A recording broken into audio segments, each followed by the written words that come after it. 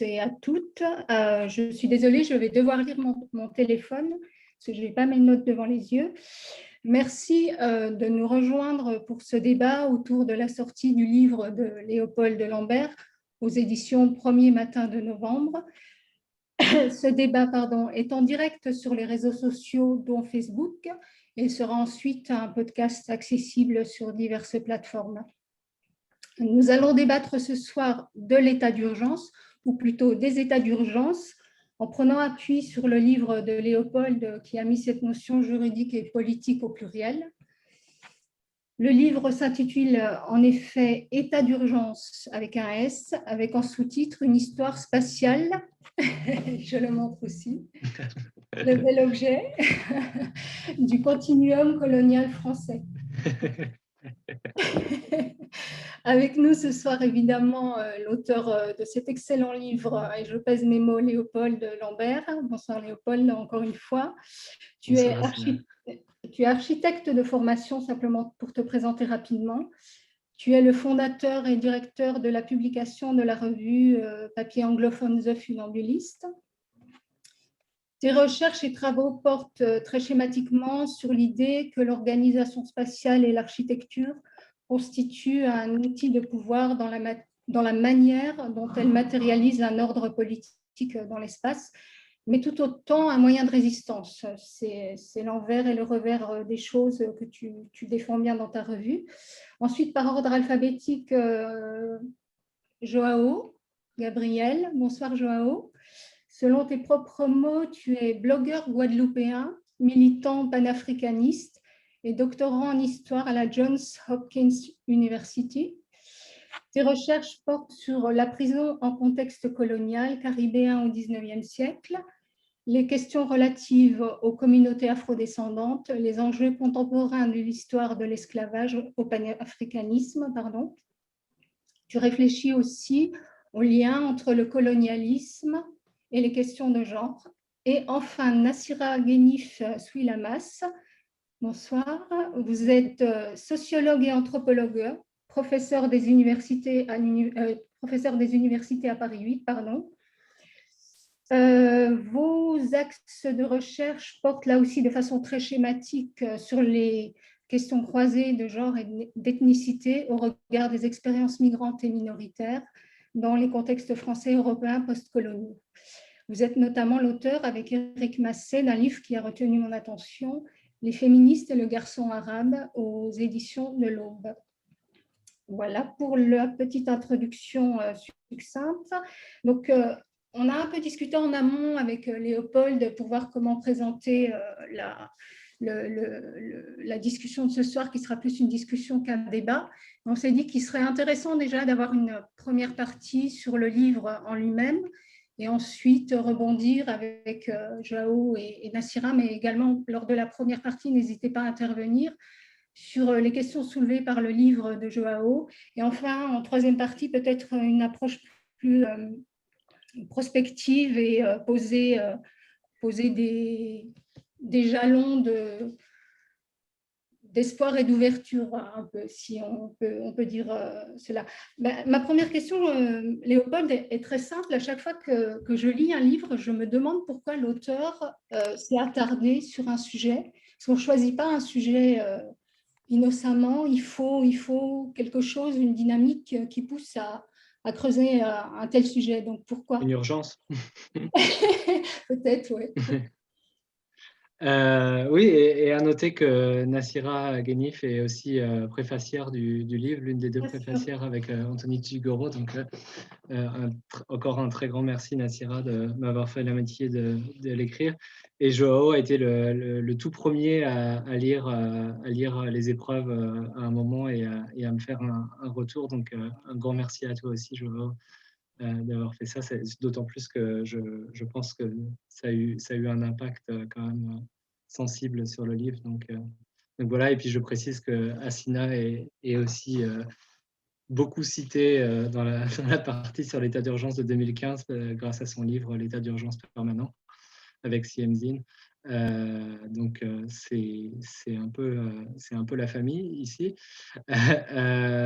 Et voilà. Et donc pour répondre à ta question, Hassina, Ben, c'est vrai que je me suis pas forcément reposé la question rétrospectivement, parce que c'est quelque chose c'est un travail de 5 ans, en fait. Mhm. Donc, c'est vrai que j'ai peut-être un tout petit peu de mal à me remettre dans l'état d'esprit dans lequel j'étais il y a 5 ans. Mais bon, le contexte politique, lui, il est très clair. Il y a 5 ans, on était au début de l'état d'urgence de 2015 à 2017, mais en fait de 2015 à aujourd'hui, parce que la loi SILT À pérenniser l'état. voilà, à pérenniser l'état d'urgence, enfin, d'où le nom de ton titre, l'état d'urgence permanent. Mhm. Euh, et, euh, et, euh, et donc, voilà, on voyait des perquisitions absolument traumatiques qui s'opéraient dans des foyers musulmans de grandes et de beaucoup plus petites agglomérations d'ailleurs en France et dans, entre guillemets, les Outre-mer, notamment à Mayotte et La Réunion. Mhm. Euh, et puis les assignations à résidence, enfin voilà, des choses que toi-même, sur lesquelles tu as beaucoup travaillé. Euh, donc, oui, sans mauvais jeu de mots, il y avait urgence quelque part. Et puis tout simplement, en fait, moi, je pense que quelque chose que je fais beaucoup, c'est des ponts. Il y a beaucoup de questions de ponts dans le livre, des ponts littéralement compris ou plus figuratifs. Et donc, en fait, l'état d'urgence, c'est en tant que loi et en tant que moment de l'histoire coloniale française et permet finalement de faire des ponts, bah, voilà, entre les trois principaux espaces-temps que le livre mobilise, c'est-à-dire la révolution algérienne, l'insurrection kanak de 1984 à 1988 et le soulèvement des quartiers populaires en 2005, et puis de manière plus générale les mouvements émergents des quartiers populaires entre 2015 à aujourd'hui. Mhm. Donc voilà, tout simplement, je pense que c'est des ponts je ne sais pas que Nassira appelle, je ne sais plus si c'est risqué dans la préface, mais ou audacieux, je ne sais plus quel est le mot exact, mais qui pour moi faisait pleinement sens, mais qu'il fallait encore fallait-il montrer qu'il faisait sens, quoi. Mhm. Mhm. Ce qui m'a intéressée dans ton livre, beaucoup de choses m'ont intéressée, mais le fait que tu te sois déplacé sur place, donc il y a tout un aspect testimonial avec des gens en Algérie, des gens en Kanaki et en métropole, ça apporte une densité au livre. Et comment tu y es pris pour faire parler les gens qui avaient peut-être encore une mémoire à vif de, de cet état d'urgence ou ces états d'urgence? Oui, ben, je, je dirais que ce qui est sûr, c'est que les visites en Algérie et en Kanaki, dont d'ailleurs la première fois, Nassira et moi, nous sommes retrouvés là-bas pendant le premier référendum Mhm. euh, sur l'indépendance. Ces visites se sont passées clairement après le travail d'archives. Donc, pour moi, il était hors de question d'aller en Algérie ou en Kanaki en sachant pas trop ce que j'allais y trouver, ni l'histoire que je mobilisais, et puis l'histoire surtout que moi, en tant que Français blanc qui débarque là-bas, quelle est l'histoire qui est mobilisée à travers même la reconnaissance de mon identité et tout ça. Et donc voilà. Alors, bon, en Kanaki, on en a pas mal parlé avec Nassira tous les deux. Il y a quelque chose qui, pour quelqu'un comme moi, en tout cas, est assez beau à faire. Je ne sais pas si enfin, c'est le mot que c'est le mot que j'ai envie de dire, mais c'est la manière dont la coutume est faite quand on arrive quelque part, où en fait, le temps de présentation est cérémonialisé dans l'échange qu'on fait avec la personne qu'on rencontre, ce Mhm. qui fait on peut expliquer ce pourquoi on est sur place. Euh, et donc, en fait, se présenter, prendre tout le temps pour se présenter. Et une fois que c'est fait, retrouver, enfin, dans tous les cas, tâcher de trouver une position d'humilité pour laquelle on peut engager un dialogue. Bon, après, j'ai mon ami Denis Pouravoy, je sais pas s'il est là, mais qui dit en rigolant que les étrangers, on leur fait croire qu'ils savent. Donc toute la question, c'est de savoir est-ce qu'on croit qu'on sait ou est-ce qu'on sait qu'on ne sait pas. Et donc voilà, ça a été un petit peu le processus c'est hyper intéressant, mais ça arrive très tôt dans la conversation, c'est hyper dur. Oui, oui, c'est vrai que... Mais je vois que Nassira, c'est exactement enfin oui, parce qu'on discute beaucoup là-dessus, donc c'est des questions vraiment pas évidentes, mais qui font qu'en fait, c'est ça c'est presque le plus important, tout simplement. Mais ces gens que tu rencontrais, que tu as rencontrés pardon, en Algérie, en Kanaki, Léopold, quand tu leur expliquais le lien que tu établissais entre leur situation et celle de deux territoires très éloignés, historiquement et géographiquement, pardon, est-ce que ça les surprenait ou est-ce qu'eux-mêmes établissaient ce lien ou avaient établi ce lien?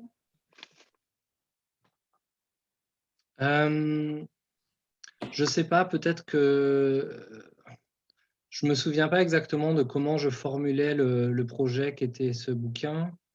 Ce qui est sûr, c'est que j'ai expliqué effectivement ça, mais c'était peut-être pas forcément ce qui restait dans la conversation et qui faisait que c'était forcément dans ces liens qu'existait la conversation, alors que peut-être que la conversation était plus toujours ancrée dans l'espace-temps de l'endroit, tout simplement.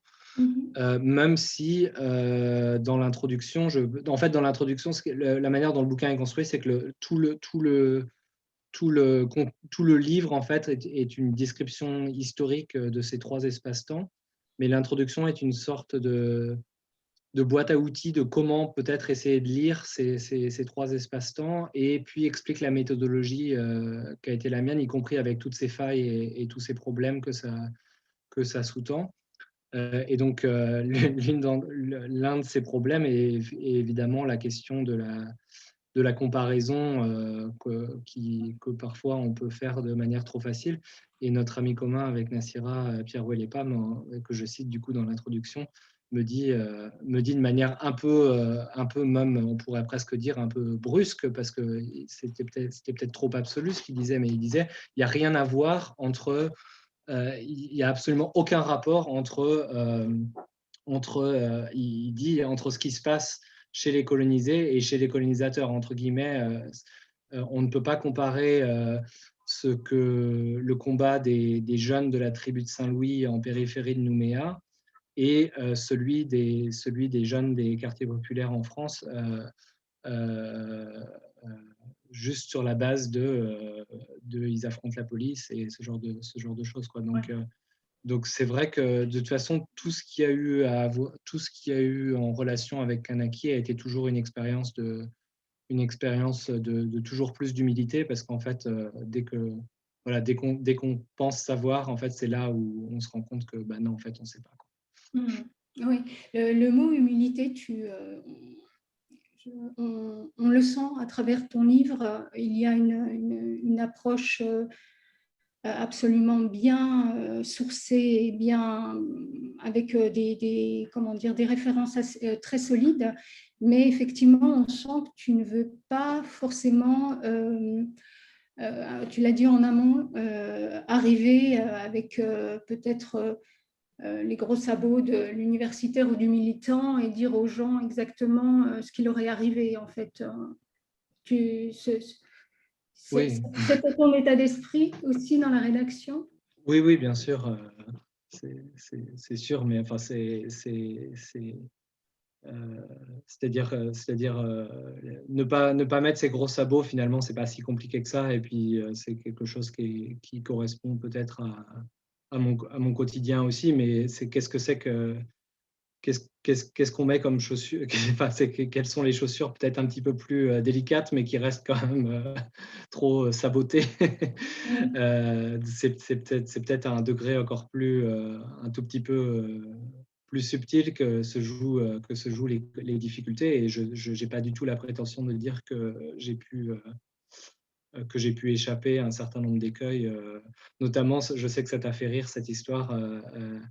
Notamment celle d'un monsieur rencontré à Constantine lors de ma visite en Algérie et qui, en apprenant que, j'en parle dans l'intro, qui, en apprenant que j'avais passé beaucoup plus de temps à Alger qu'à Constantine, m'a engueulé en disant « mais il ne s'est rien passé à Alger ».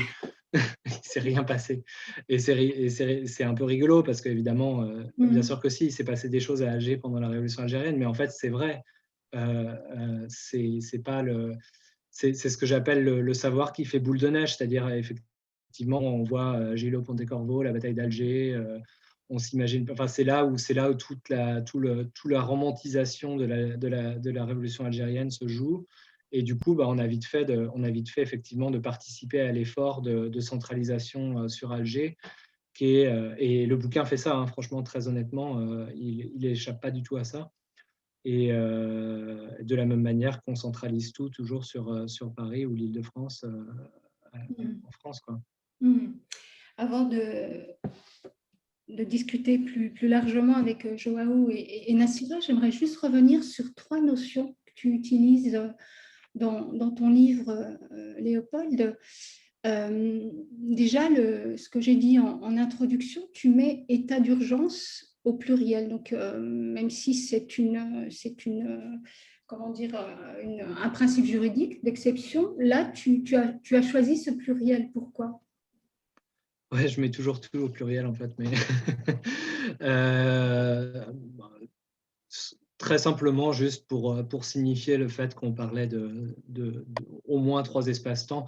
D'ailleurs, j'en parle pas assez dans le bouquin, donc j'en profite quand même pour le dire aussi dans les failles du livre, c'est qu'il y a aussi un 4e espace-temps qui est mobilisé un petit peu dans le livre, mais qui aurait dû faire l'objet d'une recherche enfin, de la même manière que les 3 autres espaces-temps, et aussi d'une ou de plusieurs visites. C'est Tahiti ou Maïoni, enfin ce que les Français appellent la Polynésie française, les essais nucléaires et la grève des dockers de Papeete en octobre 1987, qui conduit à des affrontements dans la ville de Papeete. Et le déploiement direct de plein de gendarmes qui venaient justement de Kanaki, qui étaient déployés en Kanaki, parce que tout d'un coup, on touche à la machine nucléaire française et que c'était vraiment... et donc, l'état d'urgence a été déclaré à ce moment-là aussi. Donc voilà, oui, le pluriel, tout simplement, c'est ça, c'est pour signifier à la fois le lien commun et la pluralité des choses.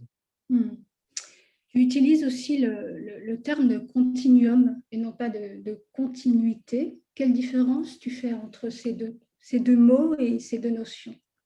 Oui, alors évidemment, enfin, je vais rien apprendre à qui que ce soit qui est présent et présente ici aujourd'hui, que c'est pas moi qui ai inventé la notion de continuum colonial, c'est une notion qu'on utilise quand même pas mal. Mais j'ai remarqué que la manière dont on l'utilise généralement, c'est peut-être un petit peu trop dans un synonyme total de la notion de continuité, c'est-à-dire de tout simplement quelque chose qui dure, quelque chose qui continue à durer. Et en fait, le continuum, pour moi, dans sa définition presque physique, c'est une surface d'espace-temps, en fait. Donc, l'espace est vraiment aussi important que la dimension de temps. Et donc j'imagine le continuum colonial. Enfin, vraiment, je l'imagine au sens dans mon cerveau, c'est très clair que c'est une espèce de surface entre guillemets topologique. Enfin, c'est peut-être le paragraphe du bouquin qui est le plus un peu que peut-être on pourrait me dire que c'est un peu trop abstrait ou quelque chose comme ça. Mais pour moi, c'est important parce que c'est vraiment la manière dont je l'imagine. C'est une espèce de surface. Je parle même de pâte à pain parfois, de quelque chose qui s'étire, qui se contracte, et tout ça en 4 dimensions en fait. Et c'est un petit peu ce que j'ai essayé de représenter dans mes cartes aussi. Oui, c'est vrai que le livre est enrichi de cartes. Je vais en montrer une parce que c'est aussi un travail qui est juste très impressionnant et qui synthétise bien, qui schématise bien tes idées et réflexions. Et la troisième notion pardon, que tu utilises et qui, comme ça, structure ta pensée, c'est celle d'espace-pli. Qu'est-ce que tu veux dire par là? Oui, là, en fait, c'est juste la continuité de ce concept de continuum d'espace-temps, Oui. c'est-à-dire vraiment l'idée que des choses qui ne sont pas forcément connectées entre elles a priori se connectent entre elles. Et c'est comme ça que je commence le livre, en fait, avec la, entre guillemets, rencontre. Enfin, c'est une rencontre qui est loin d'être neutre, et c'est une rencontre qui est loin d'être apolitique, mais la rencontre entre les révoltés Mokrani de Kabylie et des communards en Kanaki, et cette rencontre un peu désastreuse avec la révolte kanak de 1878 menée par le grand chef Hatay, où en fait beaucoup de déportés kabyles et communards se retrouvent à se battre avec les soldats français en fait contre cette révolte kanak. Donc les plis, en fait, c'est ça, c'est aussi ce que j'appelle les ponts, c'est-à-dire c'est des choses qui a priori sont séparées les unes des autres, et qui fait que le colonialisme pousse à se plier et donc à se rencontrer. Mais du coup, dans ces plis peuvent se passer aussi des formes de solidarité. C'est un mauvais exemple, celui que je viens de donner. Enfin, on cite toujours Louise Michel et tout ça, mais bon, au-delà de la dimension un peu romantisée de ça, il y a quand même d'autres moments du continuum colonial français où des solidarités se créent dans ces plis-là. Alors, on va faire intervenir Joao et Nassira juste à partir de la thèse originale de ton livre qui, moi, m'a fait beaucoup réfléchir parce que je t'avoue que je ne l'avais pas forcément vu comme ça. Tu dis que tu contestes l'idée que l'état d'urgence soit un état d'exception ou de suspension du droit commun. Donc, si tu veux en dire un mot, et ensuite peut-être Nassira et Joao, s'ils veulent en dire quelque chose également. Oui, bah, très vite fait, c'est juste l'idée selon laquelle en fait, l'état d'urgence, c'est plus un révélateur que véritablement un état d'exception, et que de par l'exacerbation de la violence ou le fait que du coup, vu que la violence devient légale, elle est obligée de se rendre visible, même dans les mots. En fait, c'est un révélateur d'un moment beaucoup plus soutenu, qui est juste le colonialisme, quoi, dans ses structures et dans sa violence quotidienne. Et du coup, la citation que je cite trois fois dans le bouquin, histoire de bien, de bien resserrer, de bien resserrer là-dessus. C'est une petite citation que j'ai trouvée vraiment dans un petit encart dans l'Humanité en 1985, où au moment où l'Assemblée nationale française est censée prolonger l'état d'urgence en Kanaki, et que Jean-Marie Tjibaou, le président du gouvernement provisoire de Kanaki, pardon, et le numéro 1 du FLNKS, dit à Georges Marchais, qui est donc la tête du Parti communiste à l'époque, dit mais votez-le l'état d'urgence, parce que de toute façon nous on s'en fiche un peu, l'état d'urgence ça fait 130 ans qu'on le connaît, donc à la rigueur c'est peut-être plutôt pour les colons que ça va poser de problème, mais pour nous ça change rien en fait. Donc pour toi l'état d'urgence serait des moments de paroxysme d'une situation coloniale qui s'étire pour les peuples colonisés, mais là c'est juste des pics de... Mais encore plus de paroxysme, je dirais vraiment de révélation, quoi, au sens le plus presque biblique. Au sens chimique du terme, révélateur? Comment? Au sens chimique du terme? Oui, chimique ou biblique, je disais. Je sais pas. On peut trouver. Peut-être Nassira, à propos du livre de Léopold, par rapport à vos travaux, effectivement, vous faites une préface qui est très élogieuse et qui est absolument, enfin, l'éloge est mérité. Peut-être intervenir. Oui, oui, je vois pas grand-chose à ajouter à ce que j'ai mis dans la préface, en fait, si ce n'est à réagir à quelques éléments et puis peut-être prendre au sérieux l'invitation que tu nous as faite, Léopold, au moment où tu échangeais avec nous sur cette rencontre ce soir et qui était celle de qu'est-ce que le livre et sa lecture, qu'est-ce qui vient après, qu'est-ce que ça peut déclencher, qu'est-ce qui nous permet de mettre en exergue et vers quoi il nous projette d'une certaine manière. Tout d'abord sur le fait que j'ai été très touchée que Léopold me propose de faire la préface de son livre. Alors je ne dis pas ça par convention ou par complaisance, je le dis vraiment parce que je le pense et parce que ça venait aussi dans un moment où nos échanges et notre dialogue étaient très orientés finalement beaucoup plus vers la Kanaki que vers l'Algérie. En fait, c'est ça qui est intéressant, c'est que notre lien s'est plutôt fait à partir de notre expérience commune en Kanaki que à partir de ce qui m'habite de l'Algérie ou de ce que je peux avoir à partager de cette part de moi-même avec Léopold ou avec d'autres. Et en fait, c'était ça qui était intéressant, c'était cette façon dont tu me renvoyais à l'Algérie à travers ton livre, à partir de ce point improbable, profondément décentré, excentré, cette hyper périphérie dont on veut à la fois tout contrôler et ne rien savoir, qui est la Kanaki. Et c'est pour ça que j'ai trouvé que rencontrer ton livre et peut-être proposer un point de vue dessus, c'était pour moi une expérience très intéressante et qui pouvait, je l'espère, être pour toi et pour ton lectorat, qui, je l'espère, sera très nombreux, parce que c'est un livre, il me semble, tout à fait singulier, à plus d'un titre. Je voulais peut-être juste revenir sur un ou deux points que tu as évoqués, et puis je te proposerai ma propre suggestion pour notre conversation. Je pense que je reviens à la réflexion que tu avais faite, Pierre Olépa, sur le fait qu'il n'y a aucun rapport entre ce qui se passe lorsque les colonisés se révoltent dans un contexte colonial et lorsque les jeunes des quartiers se révoltent dans un contexte d'oppression, on pourrait dire, ou en tout cas de ségrégation. Je comprends très bien que Pierre l'ait dit comme ça parce que, au fond, ça n'est qu'en passant par la façon dont l'État pense qu'on peut comprendre en quoi est-ce qu'il y a bien un continuum.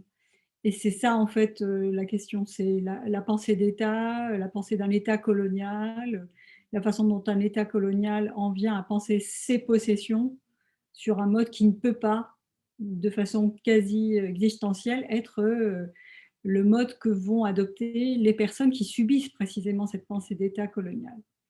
Et donc, je suis sûre que si on avait posé la question, ou si on posait la question à des jeunes qui subissent les violences policières en Seine-Saint-Denis, est-ce que vous vous reconnaissez dans ce qui se passe en Kanaki? Je ne suis pas sûre, y compris dans les tribus et la façon dont la jeunesse des tribus est malmenée par, pas seulement par la police, hein, mais aussi par toute une série d'acteurs. Je pense qu'ils ne se reconnaîtraient pas forcément dans ce qui se passe là-bas.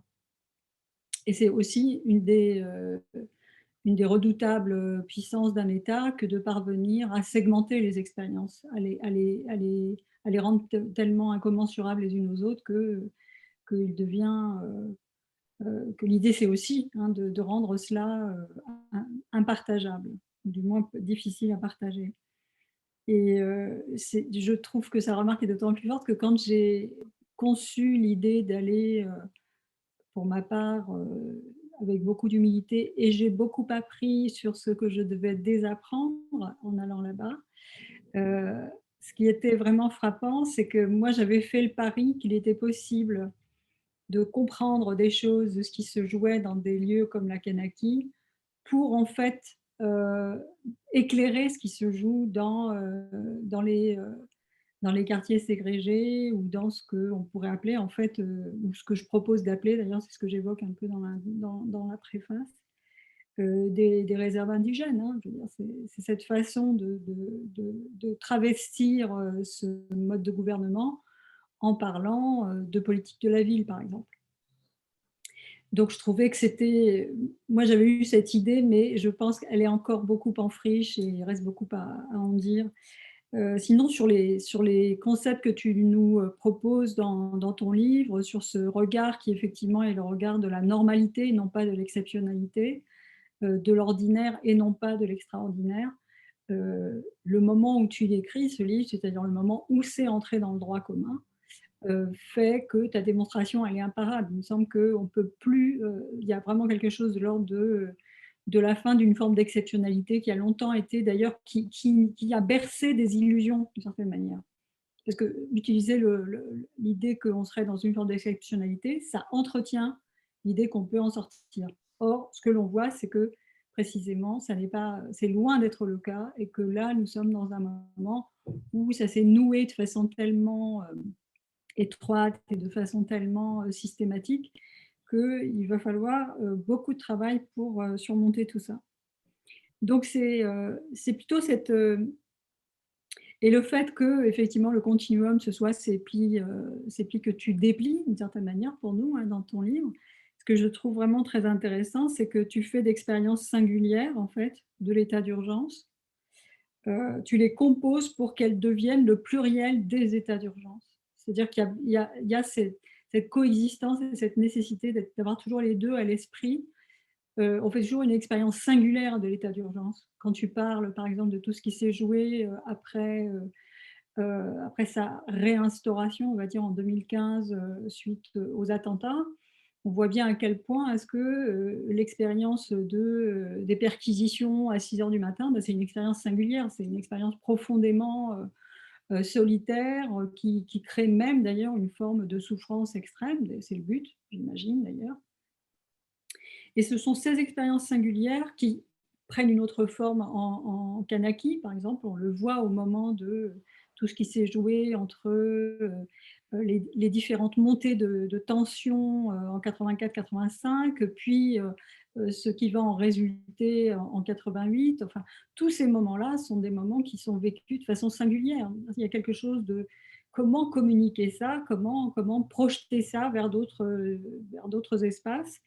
Et c'est cela qui me semble, et de la même manière, ce qui s'est joué en Algérie au moment de l'instauration de l'état d'urgence en 1955, et puis sa persistance au fil de la guerre, c'est quelque chose qui a été, d'ailleurs à l'époque, assez peu compris. En fait, finalement, ça pouvait être paroxystique, mais aussi totalement ordinaire, et peut-être même imperceptible pour certaines personnes. Donc, je crois que ces différents régimes, c'est cette complexité en fait de ce qu'implique et de ce qu'impose l'état d'urgence, et donc sa pluralité d'expression et son pluriel, qui me semble être particulièrement fort dans ton livre, et qui nous amène à effectivement penser, là c'est peut-être la suggestion que je voulais te faire par rapport à ta proposition de réfléchir à comment on avance par rapport à ça. Il m'a semblé, en fait, je ne l'ai pas mis dans la préface parce que ça m'est venu après. Je me suis dit qu'en fait, ton livre participait d'une entreprise ou d'un désir ou d'une quête de réparation. Alors, ça vient aussi du fait qu'à un moment donné, j'avais accueilli une série de séminaires qui, je l'espère, reprendront un jour, qui portaient sur la question de se réparer ou de se réparer. Et je me demandais si, par rapport à ça, tu imagines que ton livre fait œuvre réparatrice, ou qu'il a l'aspiration de faire œuvre réparatrice, c'est-à-dire de commencer à livrer des clés de lecture, des outils aussi à la fois de prise de conscience et de mobilisation par rapport à des situations qui, une fois qu'elles sont décrites de façon aussi implacable que tu les décris, l'étape suivante, c'est comment est-ce qu'on vient à bout de ça. Ce n'est pas possible de se contenter ou de s'accommoder du fait que cet état d'urgence se perpétue, puisque effectivement, aujourd'hui, il n'y a aucune raison qu'il soit interrompu dans son exercice et dans sa légalité aussi. Donc, je te pose la question, mais c'est juste pour introduire la conversation. Je suppose que Jao a sans doute envie de dire bien d'autres choses. Oui, d'autant que je pense que tu nous as amené exactement là où j'avais promis à Joao qu'on irait. Donc merci beaucoup, Nassira. Oui, et ben, c'est un peu ce que j'essaie de faire dans la conclusion, effectivement. Euh, qu'est-ce qu'on en fait, en fait, qu'est-ce qu'on fait de ça? Euh, et puis, effectivement, comment on répare? Alors, je ne pense pas que le livre fasse acte de réparation, même si toi, tu le vois comme ça, bah, c'est génial, mais j'avoue que je suis pas, enfin, en tout cas, je n'aurais pas ni cette ambition, ni cette prétention.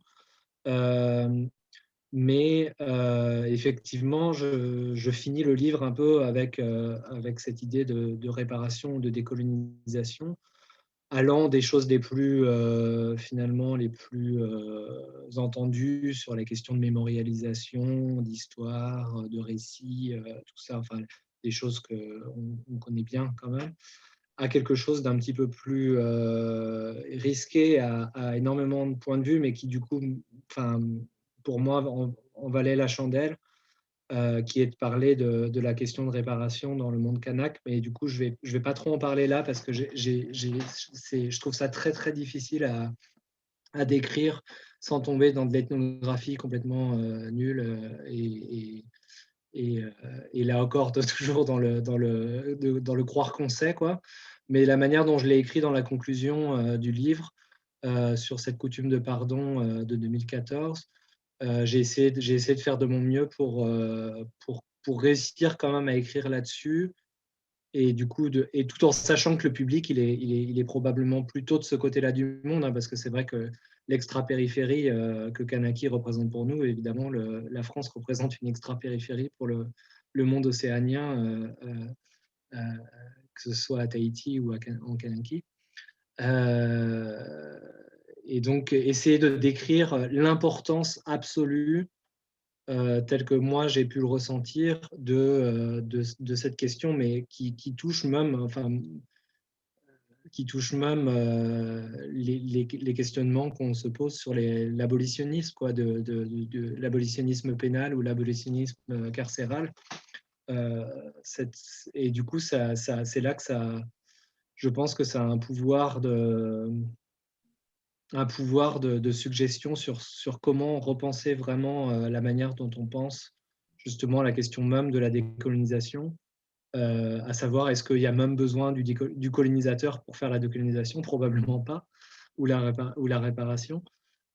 Généralement, on imagine les réparations comme le colonisateur qui fait ouais, bon, désolé, hein, désolé, on vous offre ça. Et du coup, repenser la réparation sans le colonisateur, c'était quelque chose qui m'intéressait parce que c'est peut-être un petit peu plus.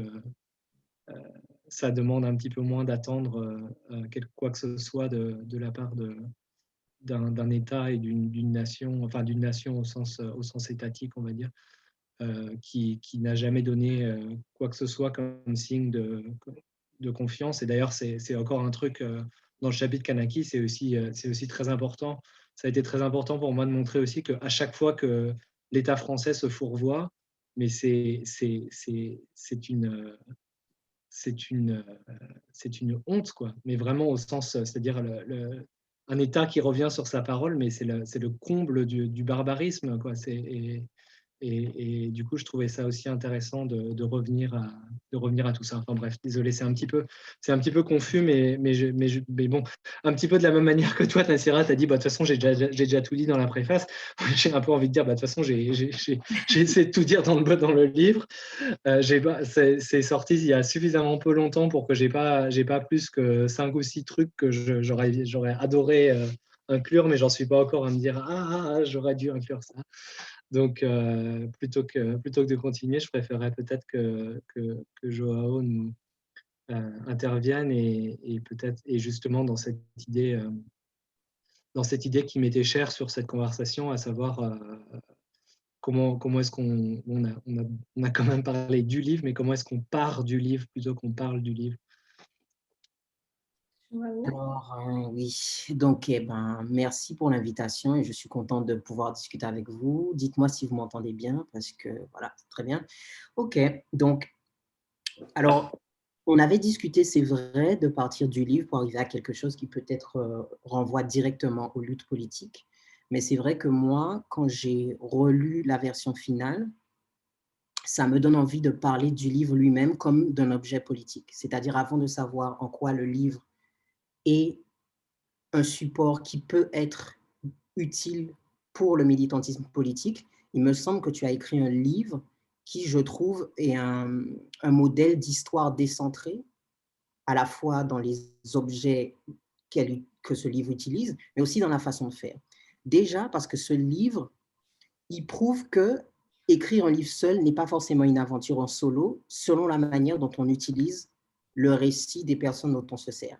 C'est-à-dire que les personnes que tu cites ne sont pas les objets de ton histoire, mais il y a vraiment une manière dont tu les places comme à côté de toi dans un face-à-face. Et moi, ça, je trouve ça important parce que ça fait partie justement des réflexions sur comment est-ce que la recherche ne reproduit pas la violence de la différence entre le sujet et l'objet. Et il me semble que sur ce point-là, le livre fait des choses qui sont bien, notamment montrer comment tu as déjà repris, par exemple, ce soir, ce qu'on t'a dit sur Constantine, Alger, etc. C'est-à-dire prendre au sérieux le discours des acteurs et pas répondre avec une forme d'objectivité froide, mais non, c'est faux parce qu'il y a eu tel événement. Non, c'est-à-dire comprendre ce que ce discours dit du rapport centre-périphérie, à la fois en termes de pays, mais aussi dans un pays lui-même, etc. Et moi, je trouve que ce livre, de plein de manières, alors ton objet, c'est la dimension spatiale, mais même aussi de manière symbolique, ton livre, il joue contre les logiques de centre. Et ça, je trouve que c'est hyper important, avant même que ce soit un outil, tu vois, pour les militants pratiques. Je trouve que le livre lui-même, politiquement, il réussit quelque chose de vraiment bien là-dessus. Et moi, il y a quelque chose qui m'a vraiment parlé, c'est lorsque tu parles du fait que pour la matière, la discipline qui est la tienne, l'architecture, tu parles du fait d'engager sa discipline contre soi-même. Et je trouve que dans un contexte où, par exemple, il y a une opposition, en tout cas, le pouvoir français met en opposition les chercheurs, entre guillemets, comme si c'était une entité pure, et les militants, je trouve ça très important, un discours qui dit, en fait, engager la discipline contre elle-même. C'est-à-dire refuser cette séparation entre la soi-disant recherche qui serait en dehors du politique et le militantisme qui, lui, serait politisé. Donc, engager la discipline contre elle-même, c'est ce que tu fais, c'est-à-dire montrer qu'en fait, l'architecture, qui ne se veut pas militante, en fait, elle répond à des logiques de pouvoir. Et ça, je trouve que ça, c'est super important de montrer ça. Quelque chose qui m'a beaucoup intéressé, c'est tout ce qu'on voit dans ton livre sur les circulations impériales. Par exemple, les personnages qui vont d'un endroit à un autre. Et ça, je trouve que c'est vraiment intéressant. Parce que j'avais découvert, par exemple, des personnages comme Bolotte qui sont passés par l'Algérie, la Guadeloupe, les quartiers populaires. Et je trouve que ça renforce ce que tu dis, qui est de refuser le fait que justement on te refuse la comparaison sous prétexte. Et quand je dis on, là, je ne parle pas de tes interlocuteurs, je parle du discours hégémonique qui peut fragmenter les espaces colonisés en faisant quelque chose comme si, en fait, c'était toujours trop complexe pour pouvoir comparer. Et moi, quand je te lisais, je me disais c'était intéressant parce que le livre donne des réponses aux gens qui disent que, par exemple, on ne peut pas comparer des situations parce que ça n'a rien à voir. Et je me disais, ça invite à penser les moments où dans le discours hégémonique, on nous dit que certaines comparaisons sont importantes. Par exemple, chaque fois que nous, afrodescendants du contexte guadeloupéen ou, entre guillemets, ultramarins en général, on aime nous dire que oui, mais l'esclavage, le sort subi par les esclaves, c'est la même chose que ce que les prolétaires subissaient en France, les paysans, etc. Ça, c'est des comparaisons autorisées dans le langage hégémonique. Par contre, on ne peut pas comparer la Guadeloupe et l'Algérie, c'est trop différent. Donc, ce qui est intéressant, c'est de voir que les comparaisons, elles sont utilisées dans le discours hégémonique que pour neutraliser la compréhension de ce qui faisait la violence raciale spécifique. Par contre, quand les comparaisons sont utilisées pour penser la communauté des expériences entre colonisés, là, par contre, c'est pas bien. Donc, je trouvais que ton usage de la comparaison, il va contre ce discours hégémonique-là. Et ensuite, sur la dimension maintenant plus politique, donc comment le livre, on peut partir de lui pour réfléchir. Je trouve que ce que tu poses comme question sur la solidarité, moi, ça me questionne beaucoup parce que c'est vrai que je me dis comment se reconnaître dans des situations qui partagent qui partagent la même suggestion face à un pouvoir, mais lorsqu'on on ne se reconnaît pas nécessairement dans l'autre. Parce que c'est vrai que, comme tu dis, il y a une forme d'extraterritorialité et d'invisibilité de la question kanak, à part quelques exemples dans le militantisme. Et c'est vrai que moi, la question que ça m'évoque, c'est en quoi les solidarités ne dépendent pas seulement de la manière dont on regarde l'autre, mais aussi de la manière dont on est ou pas en capacité de s'organiser soi-même. Et je me dis que est-ce que les difficultés à s'organiser et à créer des alliances, elles ne disent pas aussi des choses sur la violence que subit l'antiracisme en France? C'est-à-dire que les difficultés organisationnelles de l'antiracisme en France empêchent qu'il puisse être une force conséquente en France même. Alors du coup, c'est vrai qu'à part des solidarités historiques que tu mentionnes dans le livre, comme la Palestine, à des moments où il y avait des temps forts de l'anticolonialisme international, c'est très compliqué de penser ces solidarités-là, tu vois. Et du coup, moi, je me dis, voilà, on est forcé de penser un va-et-vient entre le local et l'international. Comment est-ce que, par exemple, on peut penser les solidarités contre le refoulé colonial, par exemple, de la question haïtienne? Parce que, par exemple, c'est une des questions qui, dans le contexte français, il y a un refoulé français de la Révolution haïtienne, et le refoulé de la Révolution haïtienne se traduit par un manque d'implication politique en France sur les enjeux du néocolonialisme en Haïti, sur les enjeux on parlait de réparation par rapport à la dette en France. Donc, j'ai l'impression que tout ça, ça questionne énormément de choses. J'aime quand tu dis que la réparation elle ne peut pas être en dehors de processus révolutionnaire. Et je trouve ça important parce que c'est vrai que des fois, on confond réparation et mémorialisation, c'est-à-dire ce que tu disais, que l'État reconnaisse. Mais que c'est un processus à double tranchant, le fait qu'un État reconnaisse un massacre. Parce que, par exemple, prenons l'actualité, il y a eu des luttes des afrodescendants pour que l'État reconnaisse l'esclavage comme un crime contre l'humanité. Et une fois, donc, il y a une lutte pour que l'État reconnaisse. Donc, une fois que l'État reconnaît, c'est certes une victoire, mais une fois que l'État reconnaît, la lutte se déplace sur un autre front, c'est-à-dire empêcher l'instrumentalisation, la neutralisation de ce qui devient sous le contrôle de l'État. Il n'y a qu'à voir ce qui se passe dans les commémorations officielles de l'abolition de l'esclavage. Il y a des béquets qui sont là, des béquets de Martinique qui sont dans le parc officiel. Macron, il en a fait des tonnes la semaine dernière et avant sur Napoléon, et il n'a rien dit hier à la commémoration. Donc, je veux dire, voilà, si on limite la réparation à la mémorialisation, en fait, on reste l'objet de l'intérêt d'un État ou non à utiliser une histoire pour son roman national. Donc moi, je trouve que toutes ces questions-là que tu poses, elles sont bien, et elles sont bien dans le sens où elles obligent à réfléchir. C'est-à-dire, voilà, si on dit que la réparation ne peut être liée à autre chose qu'un processus révolutionnaire, du coup, ça nous confronte à peut-être des mots qui ont été salis historiquement, comme les mots révolution, comme les mots politique de redistribution, etc. Donc, comment est-ce que les questions anticoloniales que tu soulèves, et là c'est peut-être une question pour tout le monde, pour toi mais aussi pour tout le monde, comment est-ce qu'à partir des questions que tu soulèves, qui renvoient à des questions spécifiques de l'ordre de la violence raciale, qui touchent en particulier certaines populations, mais comment est-ce que on peut à partir de ça penser défaire un ordre économique qui est général? Si on prend au sérieux que la condition subalterne raciale que subissent les colonisés en France ou les colonisés dans leur propre pays, c'est quelque part ce qui tient l'ordre du monde, comment est-ce qu'on part de ça? Donc comment est-ce qu'on part de ça pour défaire cet ordre? Ça pose des questions aussi, et là j'aimerais bien ton avis, le rapport à la gauche. Comment tu vois par exemple l'intervention de ton livre en rapport à la gauche? Est-ce que par exemple c'est quelque chose, est-ce que toi tu penses plutôt à l'autonomie du mouvement antiraciste, ou tu penses que, je ne sais pas, par exemple, le contexte dans lequel on est implique quelque chose qui est d'abord de refonder une gauche radicale? Donc voilà, c'est tout ce que ton livre dit, j'ai pas de réponse, mais ça a généré beaucoup de questions, et voilà, donc merci de pouvoir nous permettre d'échanger sur tout ça. Merci beaucoup, Joao. La réponse à ta question, elle est très simple, je ne sais pas du tout. Je ne sais vraiment, vraiment pas, notamment parce que en fait, je réalise que je connais assez mal finalement le milieu de la gauche blanche, on va l'appeler comme ça, et que du coup, j'ai du mal même à pouvoir imaginer le type de coalition dont on parlerait ici.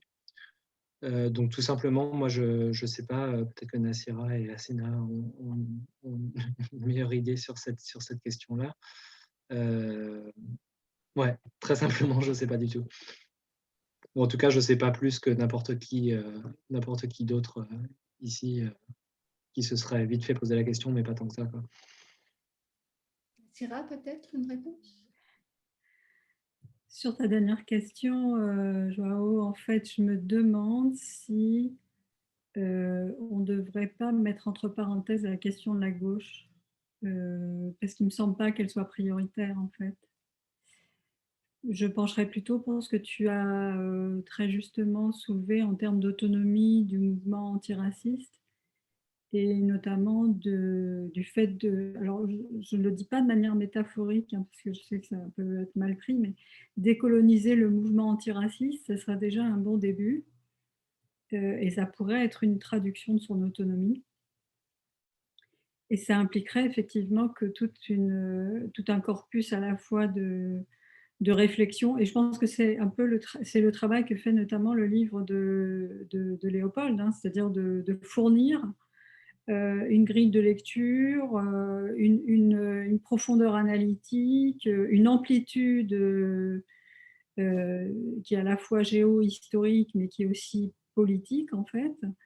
Moi, il me semble que c'est plutôt vers la fabrication complètement artisanale et hors espace institutionnel, et je le dis d'autant avec la conscience que j'appartiens à un monde universitaire qui est censé aussi faire ça, mais vous avez observé peut-être les remous, les soubresauts dans lesquels il se trouve actuellement. Donc c'est aussi prendre le large par rapport à tout ça, en fait, hein. C'est se tenir à bonne distance, non pas couper les amarres complètement, mais se tenir à bonne distance de ces mondes-là qui, en fait, ont été complètement verrouillés. Et donc, créer les conditions d'une possibilité de la réflexion. Tu vois, par exemple, si tu poses la question de la réception du livre de Léopold Lambert, État d'urgence au pluriel, déjà rien que ça risque de heurter certaines sensibilités. Et une fois qu'on commence à le lire, clairement, il y a des gens qui vont grimper au rideau, quoi. Je veux dire, donc, on ne va pas attendre que ces gens-là redescendent des rideaux. Tu vois, on va juste passer à autre chose. Et c'est quelque chose que d'une certaine manière, Léopold a déjà fait, que tu as déjà fait, que voilà, chacun a sa manière et à sa place et ses forces de faire, parce que c'est une perte d'énergie. Par contre, constituer cet espace, le rendre viable, le rendre accueillant pour qu'une réflexion puisse vraiment se développer, que ça ait des ramifications au sein des universités, que ça ait des ramifications au sein des collectifs militants, voire même, supposons que ça ait des ramifications à un moment donné dans certains partis de gauche, soit, mais ça ne doit absolument pas, à mon avis, être la priorité. Je pense, là, on atteint une phase d'épuisement, quoi, clairement, à tous les sens du terme, c'est-à-dire que toutes les possibilités ont été épuisées, que ce qui s'est joué, c'est toujours joué en dehors des organisations classiques que nous connaissions, et que du coup, à mon avis, ça n'est plus du tout un sujet de conversation intéressant. Tout ce que tu viens de développer, ça me semble se situer ailleurs. Cette question du décentrement qui a été opérée, qui est clairement opérée par le livre de Léopold, que tu opères d'une autre manière, que Hassina opère d'une autre manière, que toutes et toutes auxquelles voilà, nous attelons, quoi. L'idée, c'est vraiment de faire ce travail de décentrement le plus possible. Il nous projette au plus loin de ce que l'on connaît aujourd'hui, justement, de quelque chose qui, en fait, fait partie de l'hégémonie. Que tu vois, d'une certaine manière, parler de la gauche en France, c'est parler de l'hégémonie. C'est pour ça que Léopold dit je ne connais pas bien la gauche blanche. Et pour la connaître pas plus d'ailleurs, ou voilà, ne vouloir la connaître que de très loin. Moi, il me semble que les questions que tu as posées au début, elles sont tout à fait essentielles, hein, sur effectivement de quel outillage ça nous dote. Et ce livre, il nous dote d'un outillage vraiment précieux, et c'est plutôt le mettre à l'œuvre, en fait, qui est intéressant, et voir qui s'y retrouve, en fait, hein, à qui il parle. Moi, Joao, j'aurais à ta question une réponse qui part de 2015.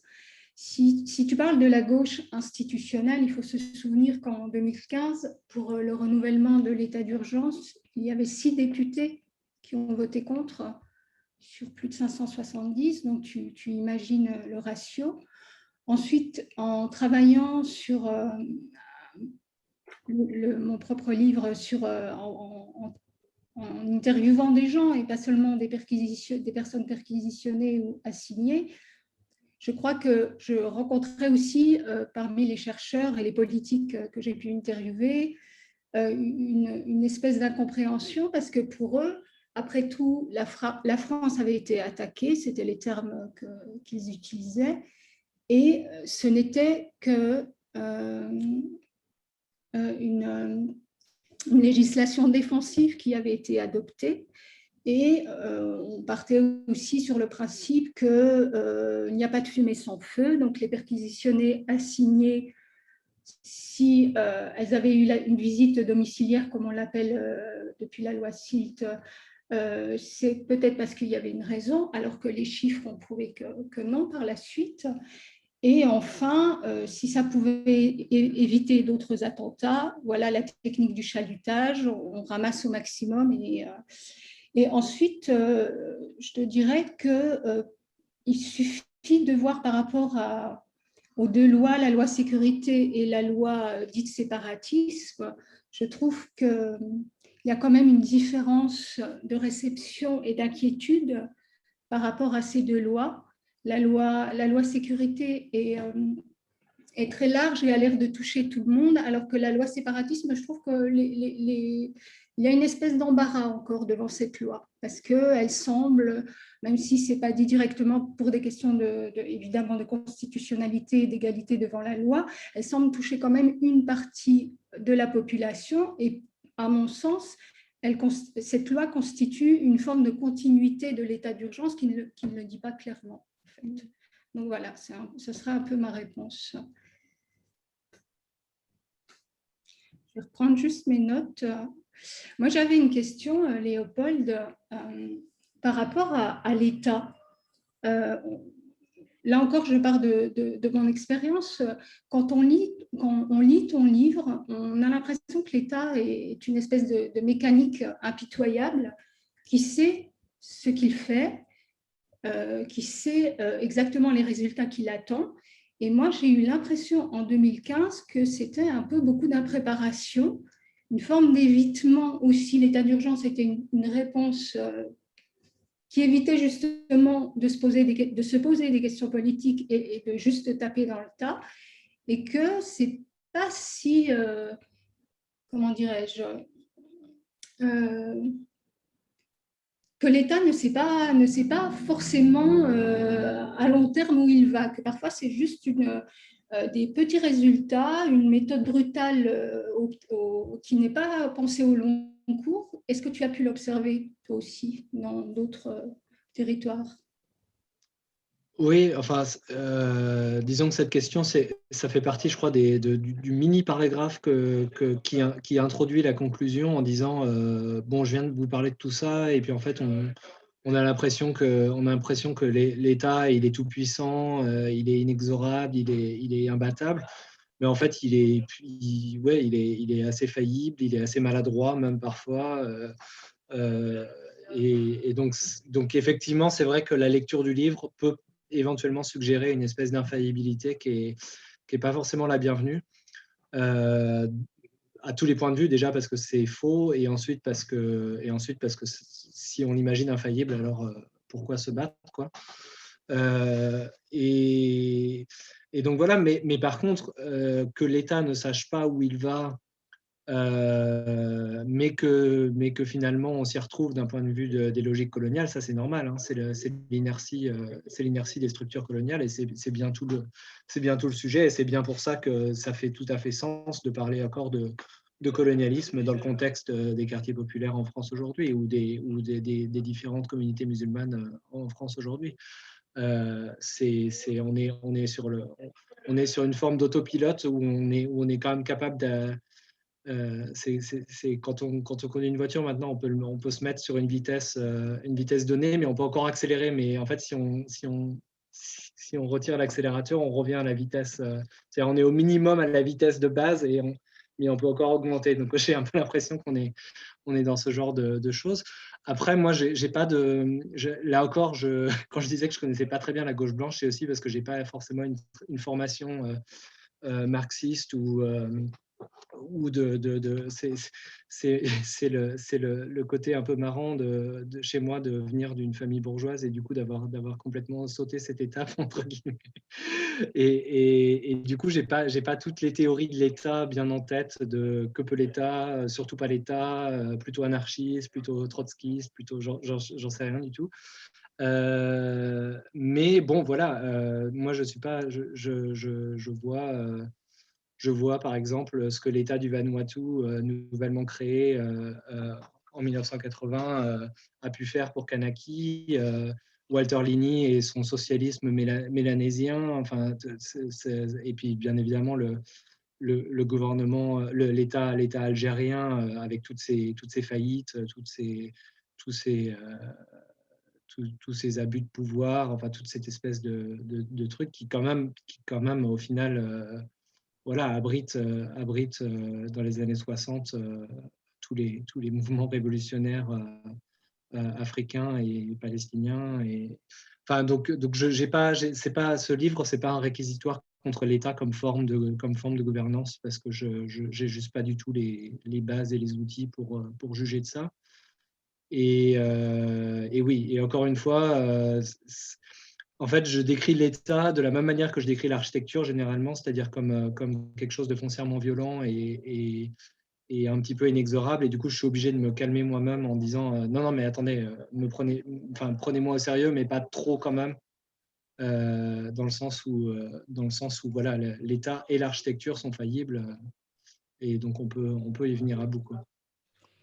L'État est faillible et parfois l'État, dans son excès de puissance, traduit aussi une forme d'impotence. C'est un peu ce que j'essayais de dire Oui, et puis quelque chose que toi-même tu montres dans ton livre, c'est aussi le paradoxe de l'état d'urgence, c'est-à-dire l'état d'urgence comme truc antiterroriste, c'est génial parce que soit il se passe rien et on peut dire que c'est grâce à l'état d'urgence qu'il se passe rien, soit on a des attentats et dans ces cas-là, il faut en rajouter encore plus parce que ça veut dire que même l'état d'urgence ne peut pas assez, quoi. Donc c'est là où en fait il faut jamais rentrer dans ce jeu, quoi, tout simplement parce qu'on est forcé de perdre, quoi. Et d'ailleurs, parmi les 6 députés qui avaient voté contre, il y avait quand même José Bové qui est l'un des rares députés qui a fait le job vis-à-vis de Kanaki. Donc, ça vaut peut-être la peine de le dire. Il y avait aussi... ce qui est aussi vraiment bien dans ton livre, et Joao et Nassira l'ont plusieurs fois souligné, c'est que tu montres que l'état d'urgence, sans dire que c'est un mal nécessaire, il ne faut pas aller jusque-là parce qu'il a fait quand même des victimes et des traumatisés, induit des ressacs, des retours, des résistances dans ces points de friction. Est-ce que tu pourrais en détailler quelques-uns que tu as pu rencontrer lors de ton enquête? Pardon, Hassina, je ne suis pas sûr d'avoir compris. Le déploiement de l'état d'urgence de façon spatiale par des lois dérogatoires induit chez les populations une forme de réaction, de résistance, de conscientisation. Est-ce que tu peux nous donner des exemples que tu cites un peu à la fin? Mais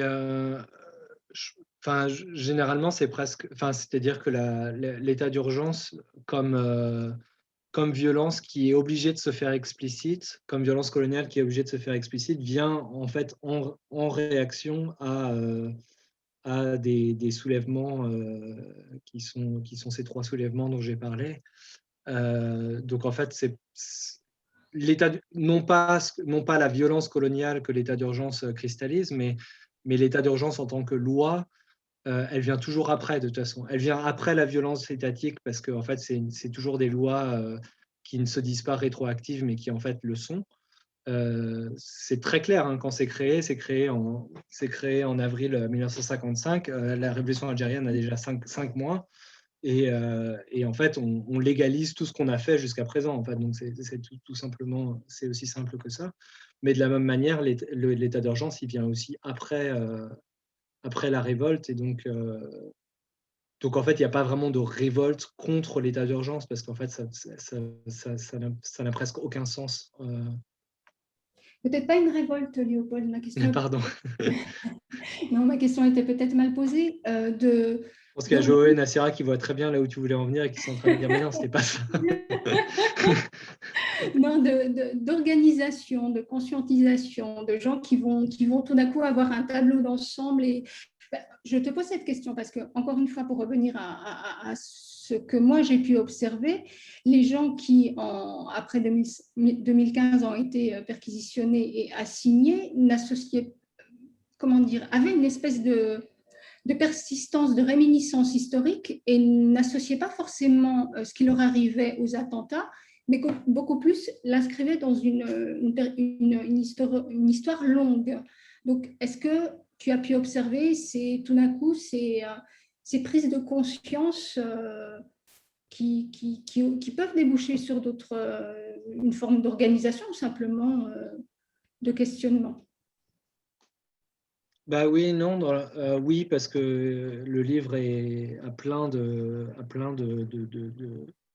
formes d'organisation. Je sais pas, j'en pense à une parce que je vois Joao et je pense à la conférence des dernières colonies françaises qui arrive en plein état d'urgence en Kanaki et avec le FLNKS qui est vraiment genre les héros qui viennent en Guadeloupe pour la conférence et puis donc des partis réunionnais, comoriens, polynésiens, guyanais, martiniquais, guadeloupéens qui donc se rejoignent ensemble et tout ça. Donc il y a plein d'exemples comme ça. Mais en fait, je t'ai dit à Sina au téléphone l'autre jour quelque chose qui t'a un peu choqué, je pense. Je t'ai dit, mais en fait, l'état d'urgence, je m'en fous un peu. Et, quelque part, si tu me parles des personnes qui interviewent, à qui j'ai parlé, mais elles-mêmes ne se rappelaient même pas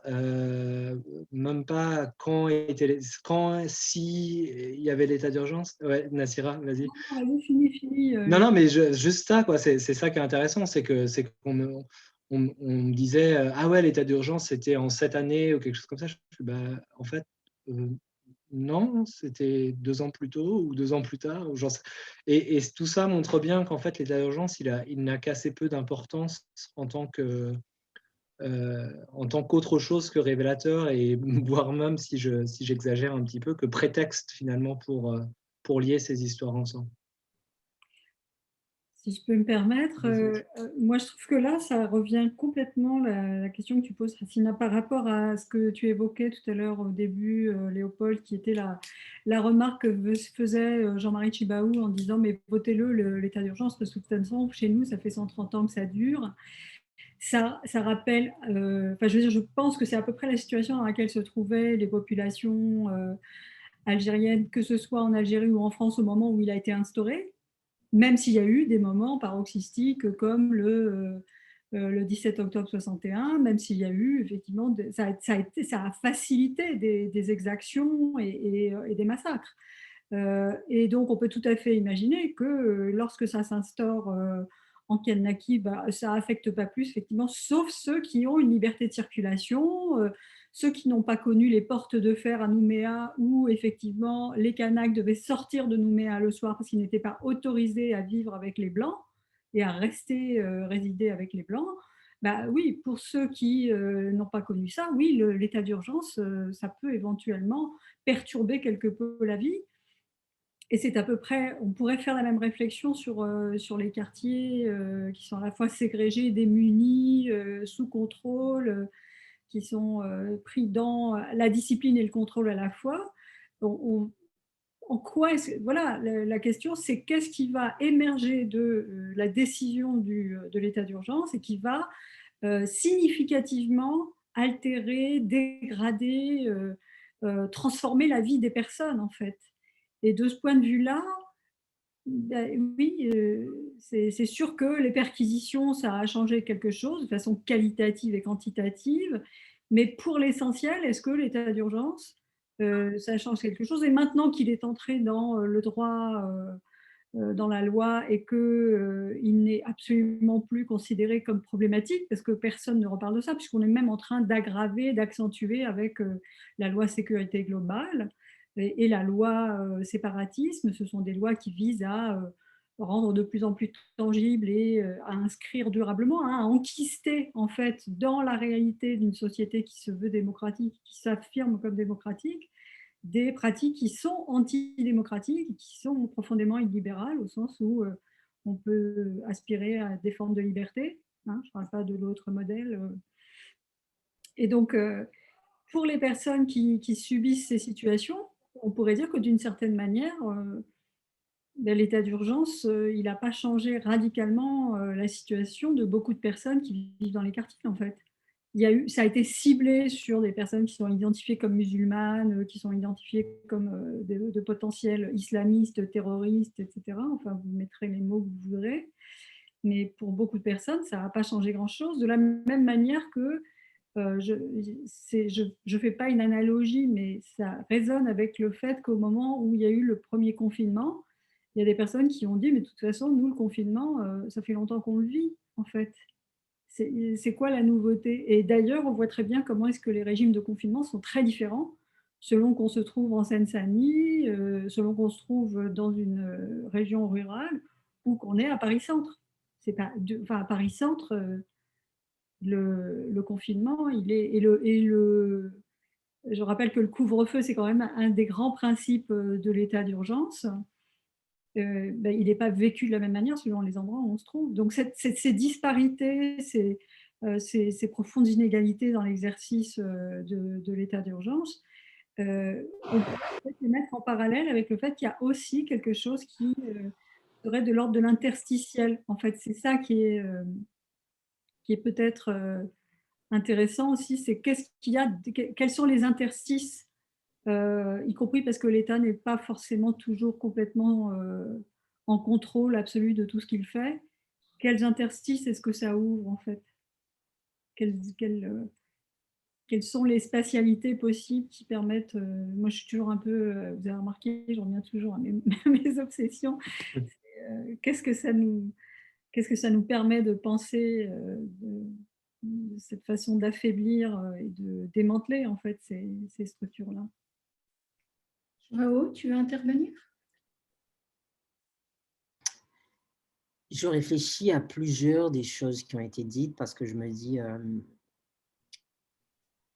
dis qu'à la fois l'état d'urgence, il est moins de l'ordre de la rupture et plus de l'ordre, comme ça a déjà été dit, à la fois magnifier une violence qui est déjà là et donc la révéler par des formes encore plus extrêmes. Et je me dis qu'en même temps, l'état d'urgence segmente. Et ce n'est pas en contradiction avec ce que vous dites, mais j'ai l'impression que dans le contexte, en tout cas, le contexte français hexagonal d'islamophobie, il y a quand même une segmentation entre les populations non blanches avec la désignation de l'islamiste comme la figure sur laquelle on peut légitimement faire abattre une violence qui n'est censée ne pas être raciste parce qu'il s'agit de, comme disait Assina, de parer à des actes qui sont des actes de terrorisme. Et je me demande si, quelque part, le vice de cet état d'urgence-là, alors ça c'est une question pour Léopold et pour les personnes pour vous trois qui connaissez mieux que moi l'historique, par exemple, de ces applications en Algérie, mais je me demande si l'état d'urgence dans le contexte islamophobe hexagonal n'est pas plus dur dans la capacité de fragmenter les résistances, dans la mesure où il n'est pas vécu comme une menace contre l'ensemble des non-blancs, comme par exemple il pouvait être vu comme une répression pour la lutte de libération kanak ou une répression contre la lutte de libération algérienne. Il est là vu comme quelque chose qui est censé simplement... Alors, je sais qu'il y a eu aussi le discours du terroriste dans le contexte des luttes de libération nationale, mais j'ai l'impression que là, il y a quelque chose qui, quand même, l'islamophobie se construit sur l'idée de ne pas être un racisme, Et j'ai l'impression qu'il est parfois très dur, et je le vois dans des contextes qui sont les miens, où des personnes ont une critique du colonialisme, mais ne voient pas immédiatement la dimension raciale de l'islamophobie, parce que ce serait censé être quand même quelque chose qui est lié à une réponse au terrorisme. Et je me dis qu'il y a peut-être, alors c'est vraiment une question, donc ce n'est pas une affirmation, mais j'ai l'impression qu'il y a quelque chose de plus dur à lutter contre cette forme d'état d'urgence, parce qu'il me semble qu'elle a quand même particularisé, elle a resserré ses cibles, et le stigmate du terroriste fait qu'il me semble qu'il est beaucoup plus dur d'avoir une voix forte contre cette mesure qui est en fait un révélateur de la gestion néocoloniale des populations non blanches en France. Il y a quand même quelque chose qui me semble fait qu'il y a une différenciation, et je réfléchis à ça par rapport à l'enjeu de mobilisation. C'est-à-dire comment est-ce qu'on arrive, et merci d'ailleurs de vos réponses par rapport à la gauche, parce que sur la gauche institutionnelle, je suis totalement d'accord avec vous, et c'est vrai que j'avais en tête surtout la gauche dite gauche radicale, donc c'est-à-dire qui considère que le PS c'est la droite par exemple. Mais même si on va dans l'espace de l'antiracisme qu'on appelle depuis des années antiracisme politique, antiracisme décolonial, les mouvements panafricanistes, comment imaginer que dans ces milieux, on arrive à créer une force capable de se reconnaître dans un but commun contre cet état d'urgence désormais pérennisé, qui n'est plus seulement un état d'urgence, dans la mesure où il me semble que la communauté d'expérience est quand même très différemment partagée avec cette fracture de l'islamophobie. Donc voilà, moi j'ai l'impression que c'est pas très aussi évident de comprendre qu'il s'agit d'une mesure coloniale, même dans les rangs de gens qui sont très critiques de la France. J'ai l'impression que la divergence d'intérêts entre non-blancs et donc la capacité à créer un mouvement contre ça, il me semble qu'elle est vachement entravée par cette situation qui n'est pas, en fait, on empêche à la Kanaki de se libérer, on empêche à l'Algérie de se libérer. Là, il y a quand même une démarcation qui est faite entre les non-blancs, et il me semble que c'est quand même un des piliers de...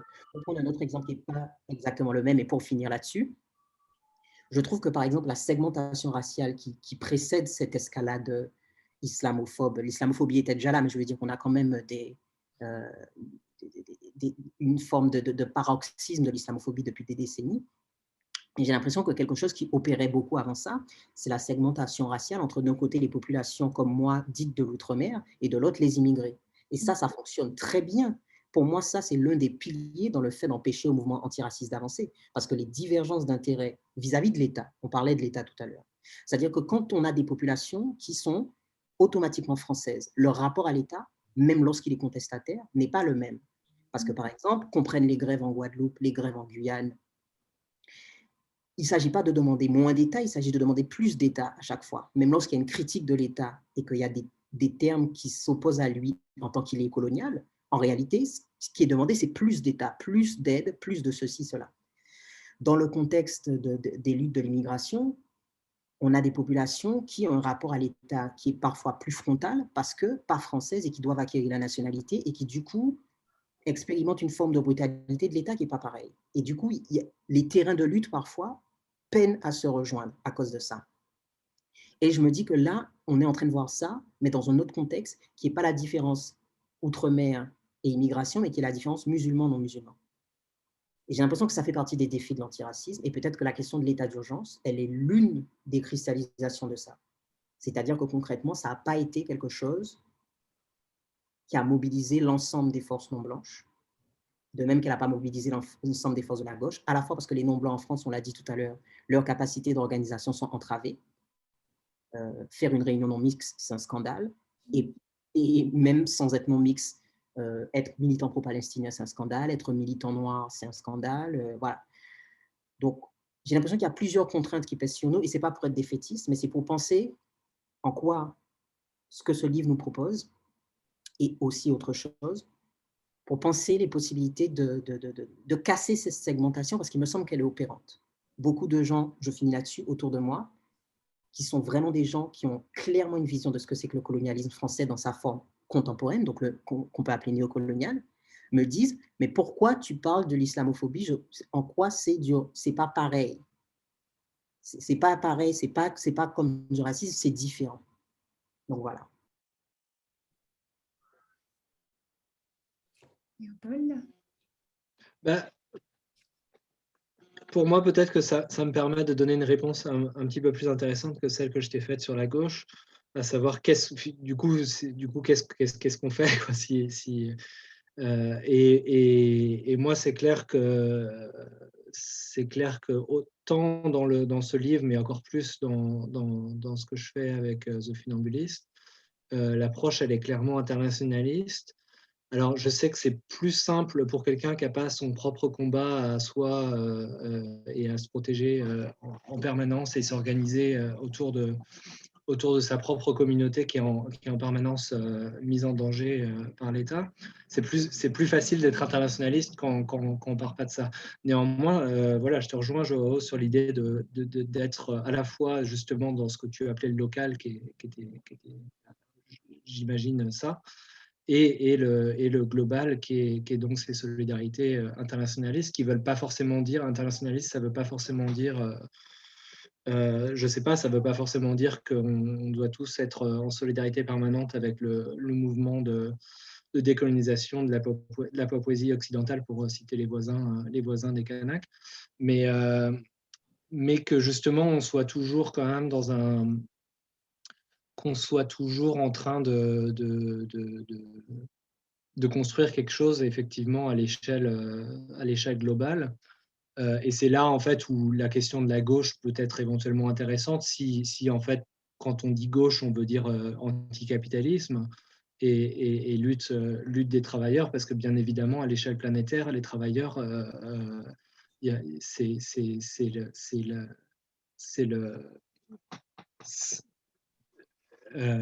travailleurs ne sont pas du tout ce que la gauche blanche imagine être les travailleurs dans le contexte français, quoi. Non pas pour dénigrer, enfin je dis pas ça pour dénigrer la classe ouvrière française, bien évidemment, et la classe ouvrière française blanche en particulier, mais tout d'un coup, si on s'intéresse à l'anticapitalisme à l'échelle planétaire, bon, c'est clair qu'on n'est plus du tout dans cette espèce de tension entre est-ce qu'il faut faire l'autonomie des mouvements antiracistes en France ou alors s'allier avec la gauche, quoi. Cette question n'a plus aucun sens. Du coup, c'est peut-être là où moi je trouve qu'il y a quelque chose qu'il faut faire. Et ce que j'essaie peut-être de faire à ma propre petite échelle, c'est notamment agir sur les imaginaires et sur les références qui peuvent nous servir comme qui peuvent nous être utiles. Donc, c'est un petit peu Joao, tu sais bien que j'aime énormément travailler sur cette série de podcasts qu'on a commencé à faire il y a 1 an sur ce qui s'appelle Diaspora et Imaginaire des luttes, et qui tâche d'essayer d'explorer les imaginaires des luttes des diasporas en France, dont peut-être qu'on associe moins directement au mouvement antiraciste, donc c'est-à-dire pas forcément les diasporas afro-caribéennes, les diasporas d'Afrique de l'Ouest et les diasporas maghrébines, même si au final, quand on ne fait pas partie de ces diasporas-là, enfin, je veux dire, on pourrait faire un épisode sur la diaspora mauritanienne. C'est clair que je pense que tout le monde apprendrait énormément de choses à part les personnes mauritaniennes elles-mêmes. Mais du coup, pour moi, ça, c'est hyper important. Et donc, voilà, je parlais de Walter Linney tout à l'heure, donc le père du socialisme mélanésien. C'est à l'autre bout du monde, mais en fait, qu'est-ce qu'on peut en apprendre, quoi? Et pourquoi est-ce qu'on revient toujours peut-être sur les mêmes références? Et pourquoi est-ce qu'on n'essaie pas de les multiplier un petit peu plus que ça? Et je me suis complètement perdu dans ce que je voulais dire, mais c'est pas grave, je retrouverai peut-être. Je pense que Nassira, tu as sans doute envie de réagir. Oui, et puis ce serait bien d'entendre les voix qui nous écoutent là, de celles et ceux qui nous écoutent. C'est vrai. Je vais être brève, si tant est que j'arrive à me souvenir moi aussi de ce que je voulais dire. En fait, par rapport à ce que tu disais, Jao, ça m'a tout de suite fait penser à quelque chose qui ouvre peut-être une brèche par rapport à ces segmentations que tu soulignes à juste titre, et ces segmentations qui sont anciennes en fait, hein, parce que depuis le Bumidum, on a bien vu comment est-ce que l'importation, hein, littéralement, de main-d'œuvre des Antilles, et puis la circulation entre les différentes périphéries de la métropole a toujours visé précisément à expliquer aux personnes qu'elles étaient singulières et qu'elles étaient différentes des autres et que leur expérience n'avait rien à voir avec celle justement des migrations qui venaient d'Afrique de l'Ouest, d'Afrique du Nord ou d'autres régions du monde. Donc face à ça, en fait, je me dis que par exemple, ce qui se passe en ce moment, par rapport aux mobilisations contre le chlordécone et les conséquences du chlordécone aux Antilles, pourrait justement peut-être activer un sentiment de continuum qui est peut-être moins perceptible mais qui est éminemment présent, hein, qui est celui du saccage des environnements, des ravages de l'extractivisme et de la rentabilisation à tout prix, en fait, à la fois des vies et du vivant. Et je me demandais si ce n'était pas peut-être de ce côté-là qu'il fallait chercher à renouer des liens qui auraient été perdus. Parce que là, par exemple, quand tu imagines que la Seine-Saint-Denis est le département le plus pollué de l'Hexagone, bah, ça fait des liens effectivement avec ce que d'autres sont en train de vivre, ou même ce que j'ai pu voir. Je suppose que tu as peut-être fait la même expérience, Léopold, quand tu as circulé sur la Grande Terre en Kanaky. Il y a des endroits mais qui sont ravagés par l'extractivisme du nickel. C'est des paysages lunaires, quoi. Je veux dire, tu vois ça, et tout a été laissé en l'état. C'est-à-dire, à un moment donné, on arrête l'exploitation parce que c'est plus intéressant. On se contrefiche de savoir, alors qu'on le sait, les nappes phréatiques, l'eau, tout est pollué, tout est laissé à l'abandon, quoi, littéralement. Donc ces pratiques-là, en fait, tu vois, si tu devais continuer la réflexion sur le continuum, ça aussi, c'est des effets tangibles, quoi. Mmh. J'essaie d'en parler un tout petit peu dans l'introduction en disant mais qu'est-ce que ça veut dire d'avoir un petit morceau du Congo dans sa poche enfin, on a tous un petit morceau de Congo dans notre poche, on a tous un petit morceau de Kanaky dans notre frigidaire avec le nickel. Donc qu'est-ce que ça veut dire effectivement Et ça, c'est des liens forts, tu vois. Je voulais juste dire, excuse-moi. Oui. Non, complètement. Ouais. Non, vas-y, pardon, Nassira. Là, les jonctions, elles se font, tu vois. Je veux dire, elles sont tout aussi implacables que le continuum des états d'urgence. Ces continuums-là, ils sont déjà là, je veux dire, avant même qu'on en soit conscient ou pas, quoi.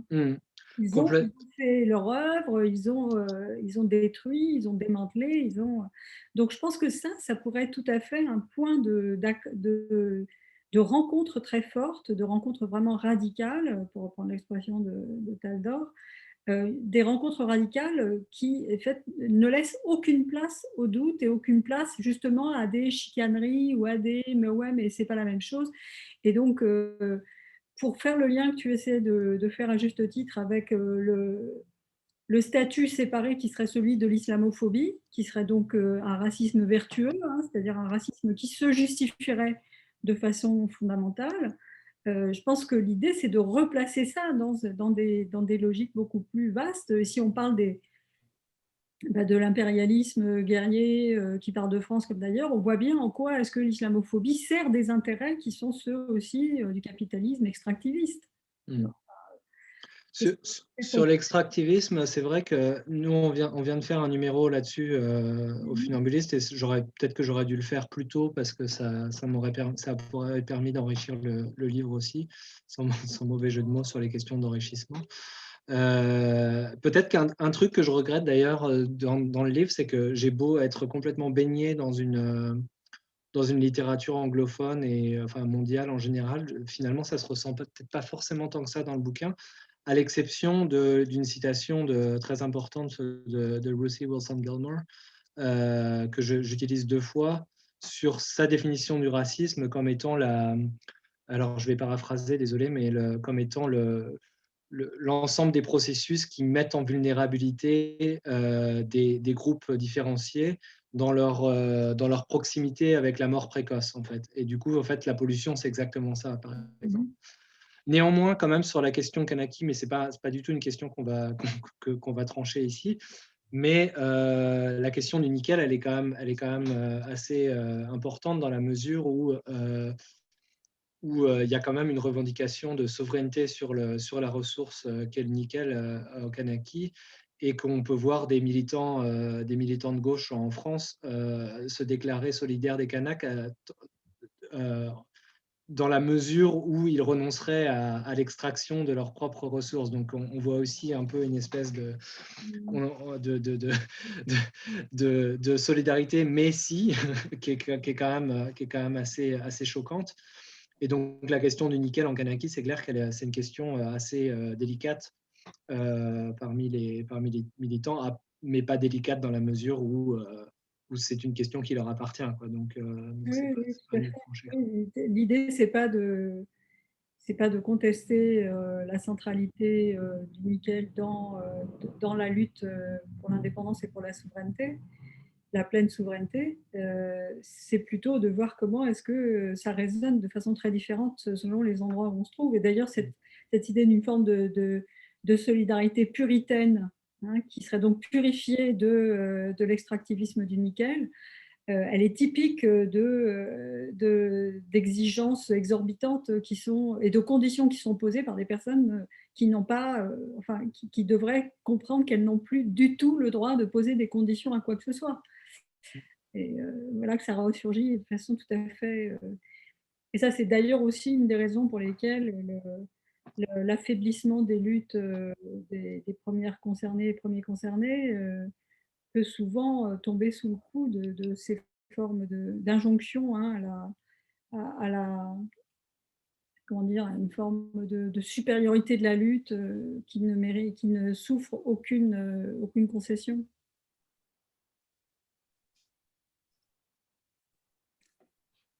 Est-ce que vous avez d'autres remarques ou questions? Non, j'allais juste relier ce que Nassira vient de dire à la question de Joao sur l'islamophobie, parce qu'il y a notre cher Siam Asbak qui a posté un truc l'autre jour sur Facebook et sur la Palestine, et qui finissait en disant je sais pas, que Allah leur donne le repos, ou je sais plus, mais enfin qui faisait une prière, qui terminait son poste en disant une prière, et il y a un mec qui allait commenter en disant j'aurais aimé ce que vous aviez dit si vous n'aviez pas rajouté le truc d'Allah à la fin là et tout ça. Et du coup on voit bien à quel point il y a aussi une espèce de pureté islamophobe dans la gauche française qui est juste insupportable, quoi. Oui, effectivement.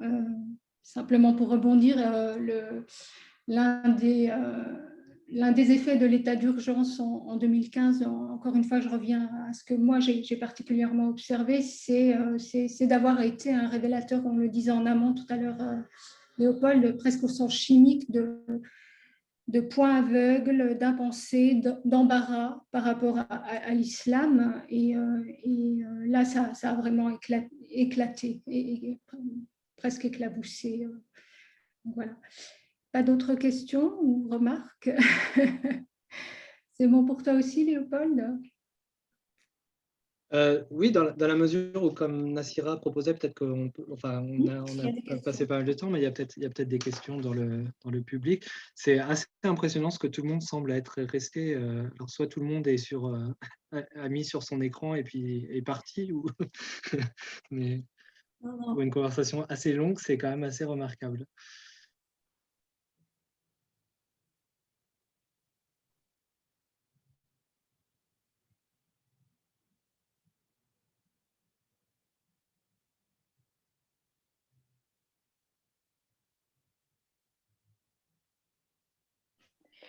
Bonsoir à tous. Moi, je vais prendre la parole juste pour faire une passe décisive entre mes auteurs. Du coup, je trouve ça très intéressant ce qu'a dit tout à l'heure Joao sur la question de faire un livre qui soit un outil politique. Et c'est vrai que c'est des questions qui, moi, me touchent profondément parce qu'elles traversent le champ de mon travail et de mes questionnements. Et effectivement, comme l'a souligné Joao, c'est un livre dans sa construction qui est particulier parce qu'il n'est pas pensé de manière universitaire ou académique, et c'est pas du tout un problème et pas du tout un défaut pour moi, bien au contraire. Et c'est un livre qui est pensé vraiment comme un outil d'intervention politique. Et du coup, je voudrais faire intervenir Mathieu Ricous, qui est là, je crois, sur cette question-là, qui lui, je sais, aussi, c'est dans ses préoccupations, à la fois dans ses questionnements de militance, mais aussi de chercheur. Et du coup, je lui passe la parole. Quelqu'un m'entend? Oui, tout le monde t'entend. Bonsoir Léopold, Assina, Nassira, Joao. Salut Mathieu. Enchanté. Enfin, enchanté, on se connaît tous les quatre et surtout content de vous voir et de vous avoir entendu. Salut Assia aussi. Je crois que tous les gens sont là hein, parce que la discussion elle est passionnante, elle est extrêmement dense et elle nourrit énormément. Et du coup, je vous remercie, je pense même au nom de tous les gens qui sont du coup encore là. Assia, elle a presque répondu. Il y a un enjeu fondamental, et d'ailleurs dans son travail à elle en tant qu'éditrice, et même j'ai l'impression dans la manière dont vous quatre, vous abordez la connaissance critique, qui est de le faire à la fois pour outiller les luttes, ou en tout cas dans un but de transformation sociale, dans un but de s'armer pour se défendre, pour contre-attaquer, pour se libérer. Et comme ça a été dit au début aussi par Léopold, en fait, et même dans la manière dont vous nous avez aidé à réfléchir à partir du livre, mais aussi dans comment même quand on signe finalement seul un ouvrage ou un article, en fait, comment une pensée critique, elle est construite collectivement, et du coup, comment elle n'est pas construite pour, mais plutôt avec, et du coup, avec les périphéries, ou en tout cas avec celles et ceux qui subissent les rapports de domination dont on parle, et avec celles et ceux qui les combattent, qui sont sur le terrain. Et effectivement, c'est aussi quelque chose qui lie notre collaboration avec Assia El-Kasmi, qui donc dirige les éditions Premier Matin de Novembre. Cette idée que on a besoin de se réapproprier une pensée critique qui soit faite par et pour les dominés, les exploités, les opprimés, et que ça, forcément, mis à part cette minorité dont Nassira est la représentante exemplaire de professeurs à l'université qui produisent une connaissance critique utilisable et utilisée dans les luttes, pour l'immense majorité, en fait, ces outils critiques, il y a un enjeu si ce n'est à aller prendre ce qu'il y a de bon dans l'université, mais à les créer. La question, ce n'est pas seulement de l'en dehors, mais c'est la créer dans les luttes, depuis les luttes, et avec les questionnements, avec les connaissances qui sont mobilisées par les gens qui sont en lutte. Et du coup, cette maison d'édition, elle est elle-même, et la manière dont les livres sont produits, elle est le fruit de cette réflexion-là. Le livre de Léopold aussi, et en fait les travaux de Joao, le travail journalistique d'Assina, et je le disais, la manière dont les travaux de Nassira Ghaemi-Sulaiman sont utilisés dans les luttes aujourd'hui sont à ce titre-là tous des exemples d'une manière de construire une pensée critique, disons, par en bas, et qui soit directement construite par et pour les luttes. Voilà. Après, il y a vraiment plein d'autres sujets où là, toute la discussion, moi, a résonné avec des choses que j'essaye de faire, soit dans mes recherches, soit que je partage avec les gens avec qui on s'organise sur le terrain.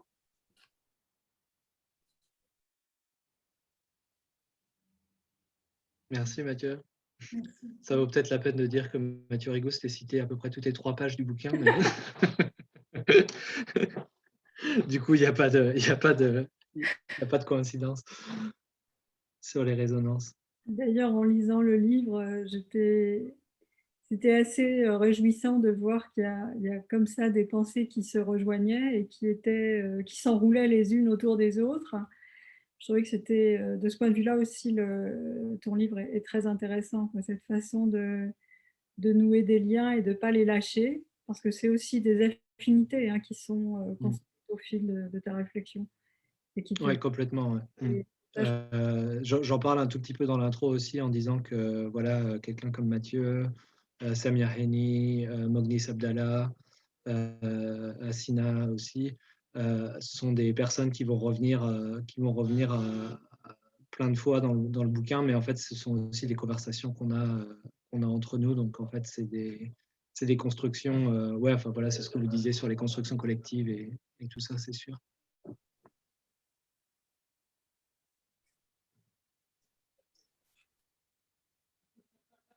Pas d'autres questions?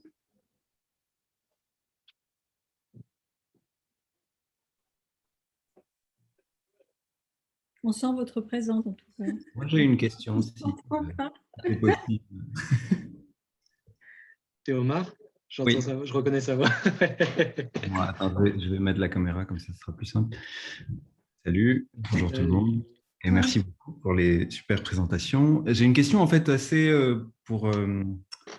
qui ne sera pas super théorique, mais de méthode de travail de Léopold. En fait, c'est une question pour toi vraiment. Je pense que pour quiconque suit ton travail depuis le blog et tout ça, on sait bien à quel point les cartes, la visualisation des choses a une importance dans ton travail, à la fois et puis dans la manière dont on le reçoit, dont les choses deviennent tout d'un coup visibles. Et moi, j'ai reçu le livre hier soir, donc je n'ai pas du tout lu encore. Mais quand on reçoit, il y avait la carte qui est là, je ne sais pas si les gens voient, il y a plein de représentations spatiales comme ça à l'intérieur du livre aussi, et qui sont assez impressionnantes. Et la question que j'ai, c'est de savoir comment méthodologiquement ça fonctionne pour toi. C'est-à-dire comment est-ce que ces représentations visuelles participent de la construction du travail, de la construction du raisonnement finalement. À quel moment est-ce qu'elles interviennent et voilà, comment tu les conceptualises toi par rapport à ton argumentation générale. Ouais, merci beaucoup Omar.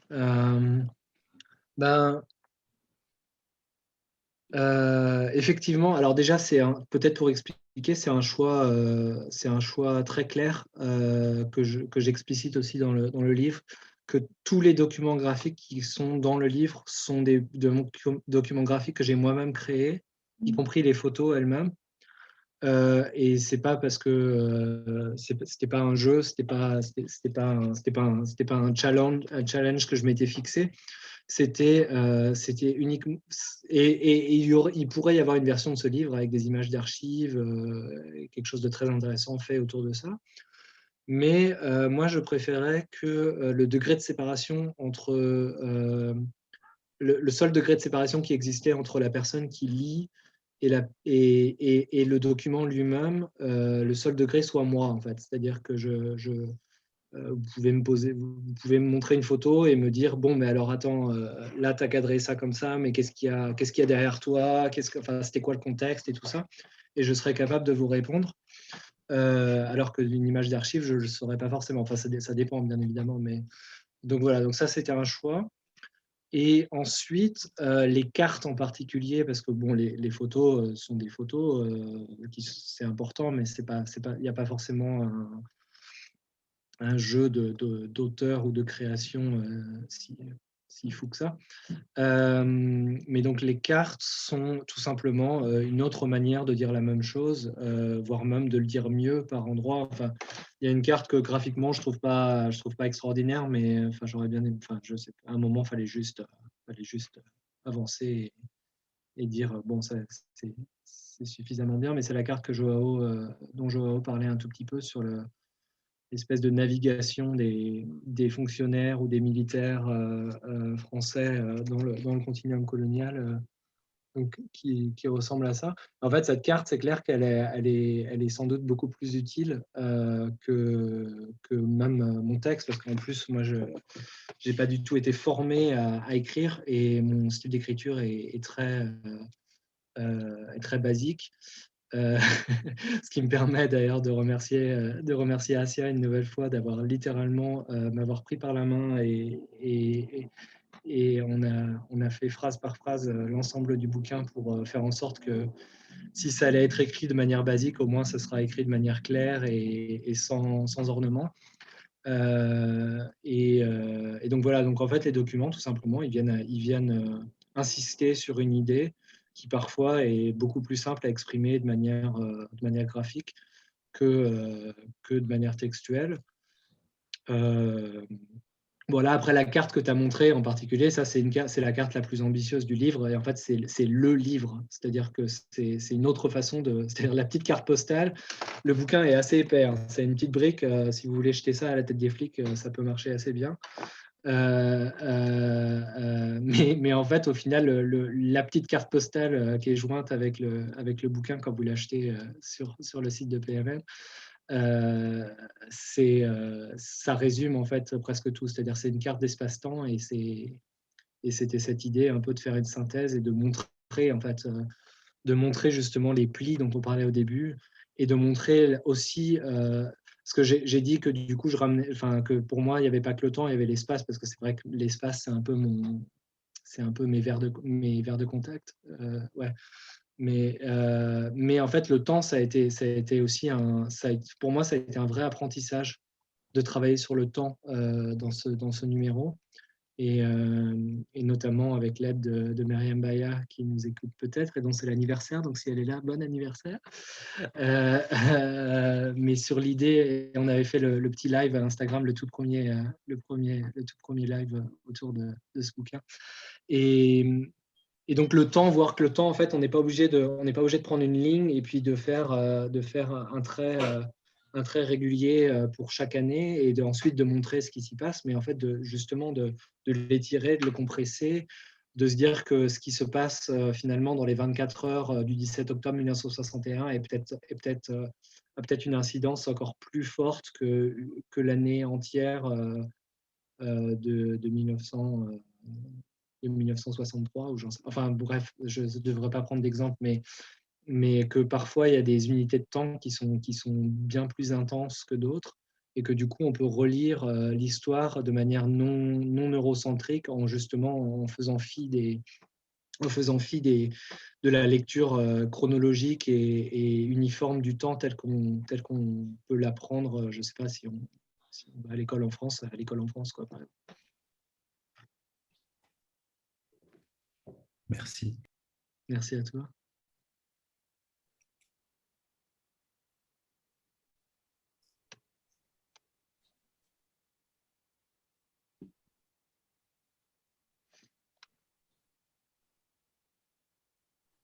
Juste pour information à toutes et à toutes, on avait prévu que le Zoom il dure jusqu'à 9 heures.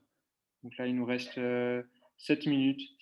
Donc on va prendre maximum 2 dernières questions avant de finir la discussion. Bien parlé alors. Je ne sais pas si vous m'entendez. Bonsoir. Moi, j'aurais une petite question pour Léopold.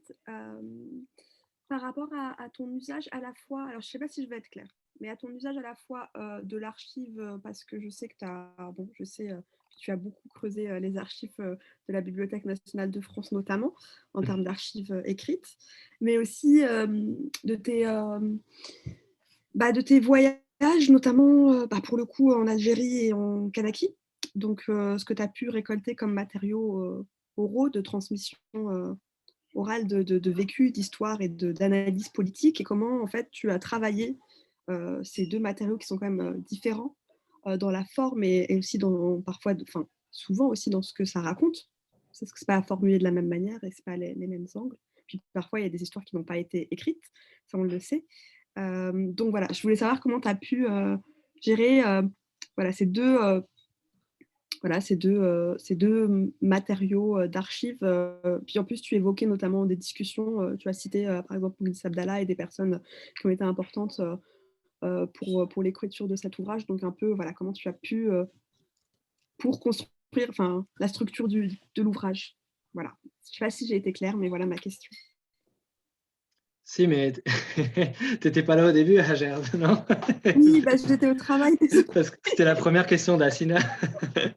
Désolée, je suis arrivée Quasiment. avec un peu de retard. Mais, non, mais merci beaucoup. Et puis justement, sinon, c'est pas grave. non, mais ça fait pleinement sens que tu interviennes ici, parce que je disais que les conversations avec les travaux de Mathieu Bognis et Assina et Samia avaient été instrumentaux, mais évidemment les conversations aussi entre amis proches tels que toi ou Joao ont été aussi extrêmement importantes. Oui, bah, en fait, ce que j'expliquais au début, c'est que en fait, le travail d'archive, déjà, il permet de pouvoir aller quelque part sans être, j'allais presque utiliser un mot un peu moraliste, mais sans être mal poli presque, c'est-à-dire arriver, comme Assina disait, avec ses gros sabots et poser des questions sans trop savoir ce qu'elles peuvent mobiliser en termes d'histoire. Et donc voilà, pour moi, c'était important de faire ce travail d'archive avant d'aller en Kanaki, en Algérie. Mais en fait, de manière générale, c'est aussi un travail, bon, je le ferai peut-être pas forcément de manière aussi poussée, mais c'est aussi un travail que je fais de manière générale avant d'aller quelque part, et en particulier avant d'aller quelque part où moi, en tant que blanc français, je mobilise une histoire, ou je sais pas, ou même parfois juste mon prénom, quoi. Savoir que quand je me présente à une personne congolaise, mon prénom mobilise 9 millions de morts, ben, c'est peut-être mieux de le savoir par avance et de comprendre et de savoir. Enfin, voilà, tout ça, tout ça pour dire qu'en fait, il n'y a de dialogue, possible. Il n'y a de générosité possible de la part de ceux qui n'ont finalement pas grand-chose à gagner à parler à quelqu'un comme moi, que dans la mesure où la personne, où on est assuré que la personne comprend au moins un minimum de ce dont on parle, quoi. Donc voilà, après, il y a toutes les logiques d'extractivisme, cette fois-ci, non pas de matériaux, mais de paroles, de savoir, de tout ça, qui est quelque chose qui, enfin, voilà, des conversations tard le soir avec Nassira, parfois sur ces questions-là, et qui font que, où on peut se dire que déjà, si on est un peu méfiant vis-à-vis de ça, bon, ben, on est peut-être déjà sur la bonne route pour pouvoir faire quelque chose d'utile. Mais en fait, bon, voilà, on n'est jamais à l'abri, et a priori, ce bouquin n'a pas du tout échappé aux écueils que ce genre d'extractivisme produit, quoi. Donc voilà, c'est jamais parfait. Bah, merci pour ta réponse. Et j'ai juste une petite question là, vraiment, c'est très court, mais c'est plus peut-être d'ailleurs pour Asia et pour la maison d'édition. Enfin voilà, la diffusion de cet ouvrage en Kanaki en Algérie notamment. Voilà, est-ce que c'est prévu? Est-ce qu'il y a un plan d'attaque? C'est en cours, et d'ailleurs, s'il y a des voix qui nous entendent là maintenant pour diffuser, recevoir, organiser des rencontres, des discussions autour, évidemment, on est très, très, très preneurs, parce que l'important pour nous, c'est pas d'être dans les bibliothèques personnelles et que les livres prennent la poussière et finissent par s'entasser, mais évidemment d'être au cœur des luttes et des émancipations de chacun. Voilà, je termine là-dessus et je remercie tout le monde pour cette rencontre et cette discussion passionnante et passionnée. Et je vous dis à tous, à très bientôt. Merci Asia, un très très grand merci à Hassina qui a préparé cette conversation vraiment pendant 3 jours d'affilée à temps plein quasiment, et à Nassira et à Joao d'avoir pris le temps malgré des emplois du temps extrêmement occupés. Joao, j'y crois pas que tu as pu relire le bouquin, pour être honnête, c'est vraiment trop sympa de ta part aussi. Non, mais c'est vraiment cool, ça fait plaisir. Je suis désolé, souci logistique, donc je suis obligé de me cacher, mais voilà. Voilà, c'est ça le monde Zoom, on ne peut plus avoir d'intimité. Dès qu'il y a un problème, tout le monde peut savoir. Donc voilà. Mais je suis là, je ne suis jamais partie. Voilà. Merci à vous. Merci. À tout le monde. Très fort et très chaleureux, en dépit ou à cause du sujet, je ne sais pas, mais très clairement grâce à votre présence. Merci à tous et toutes d'avoir été là. Bonsoir.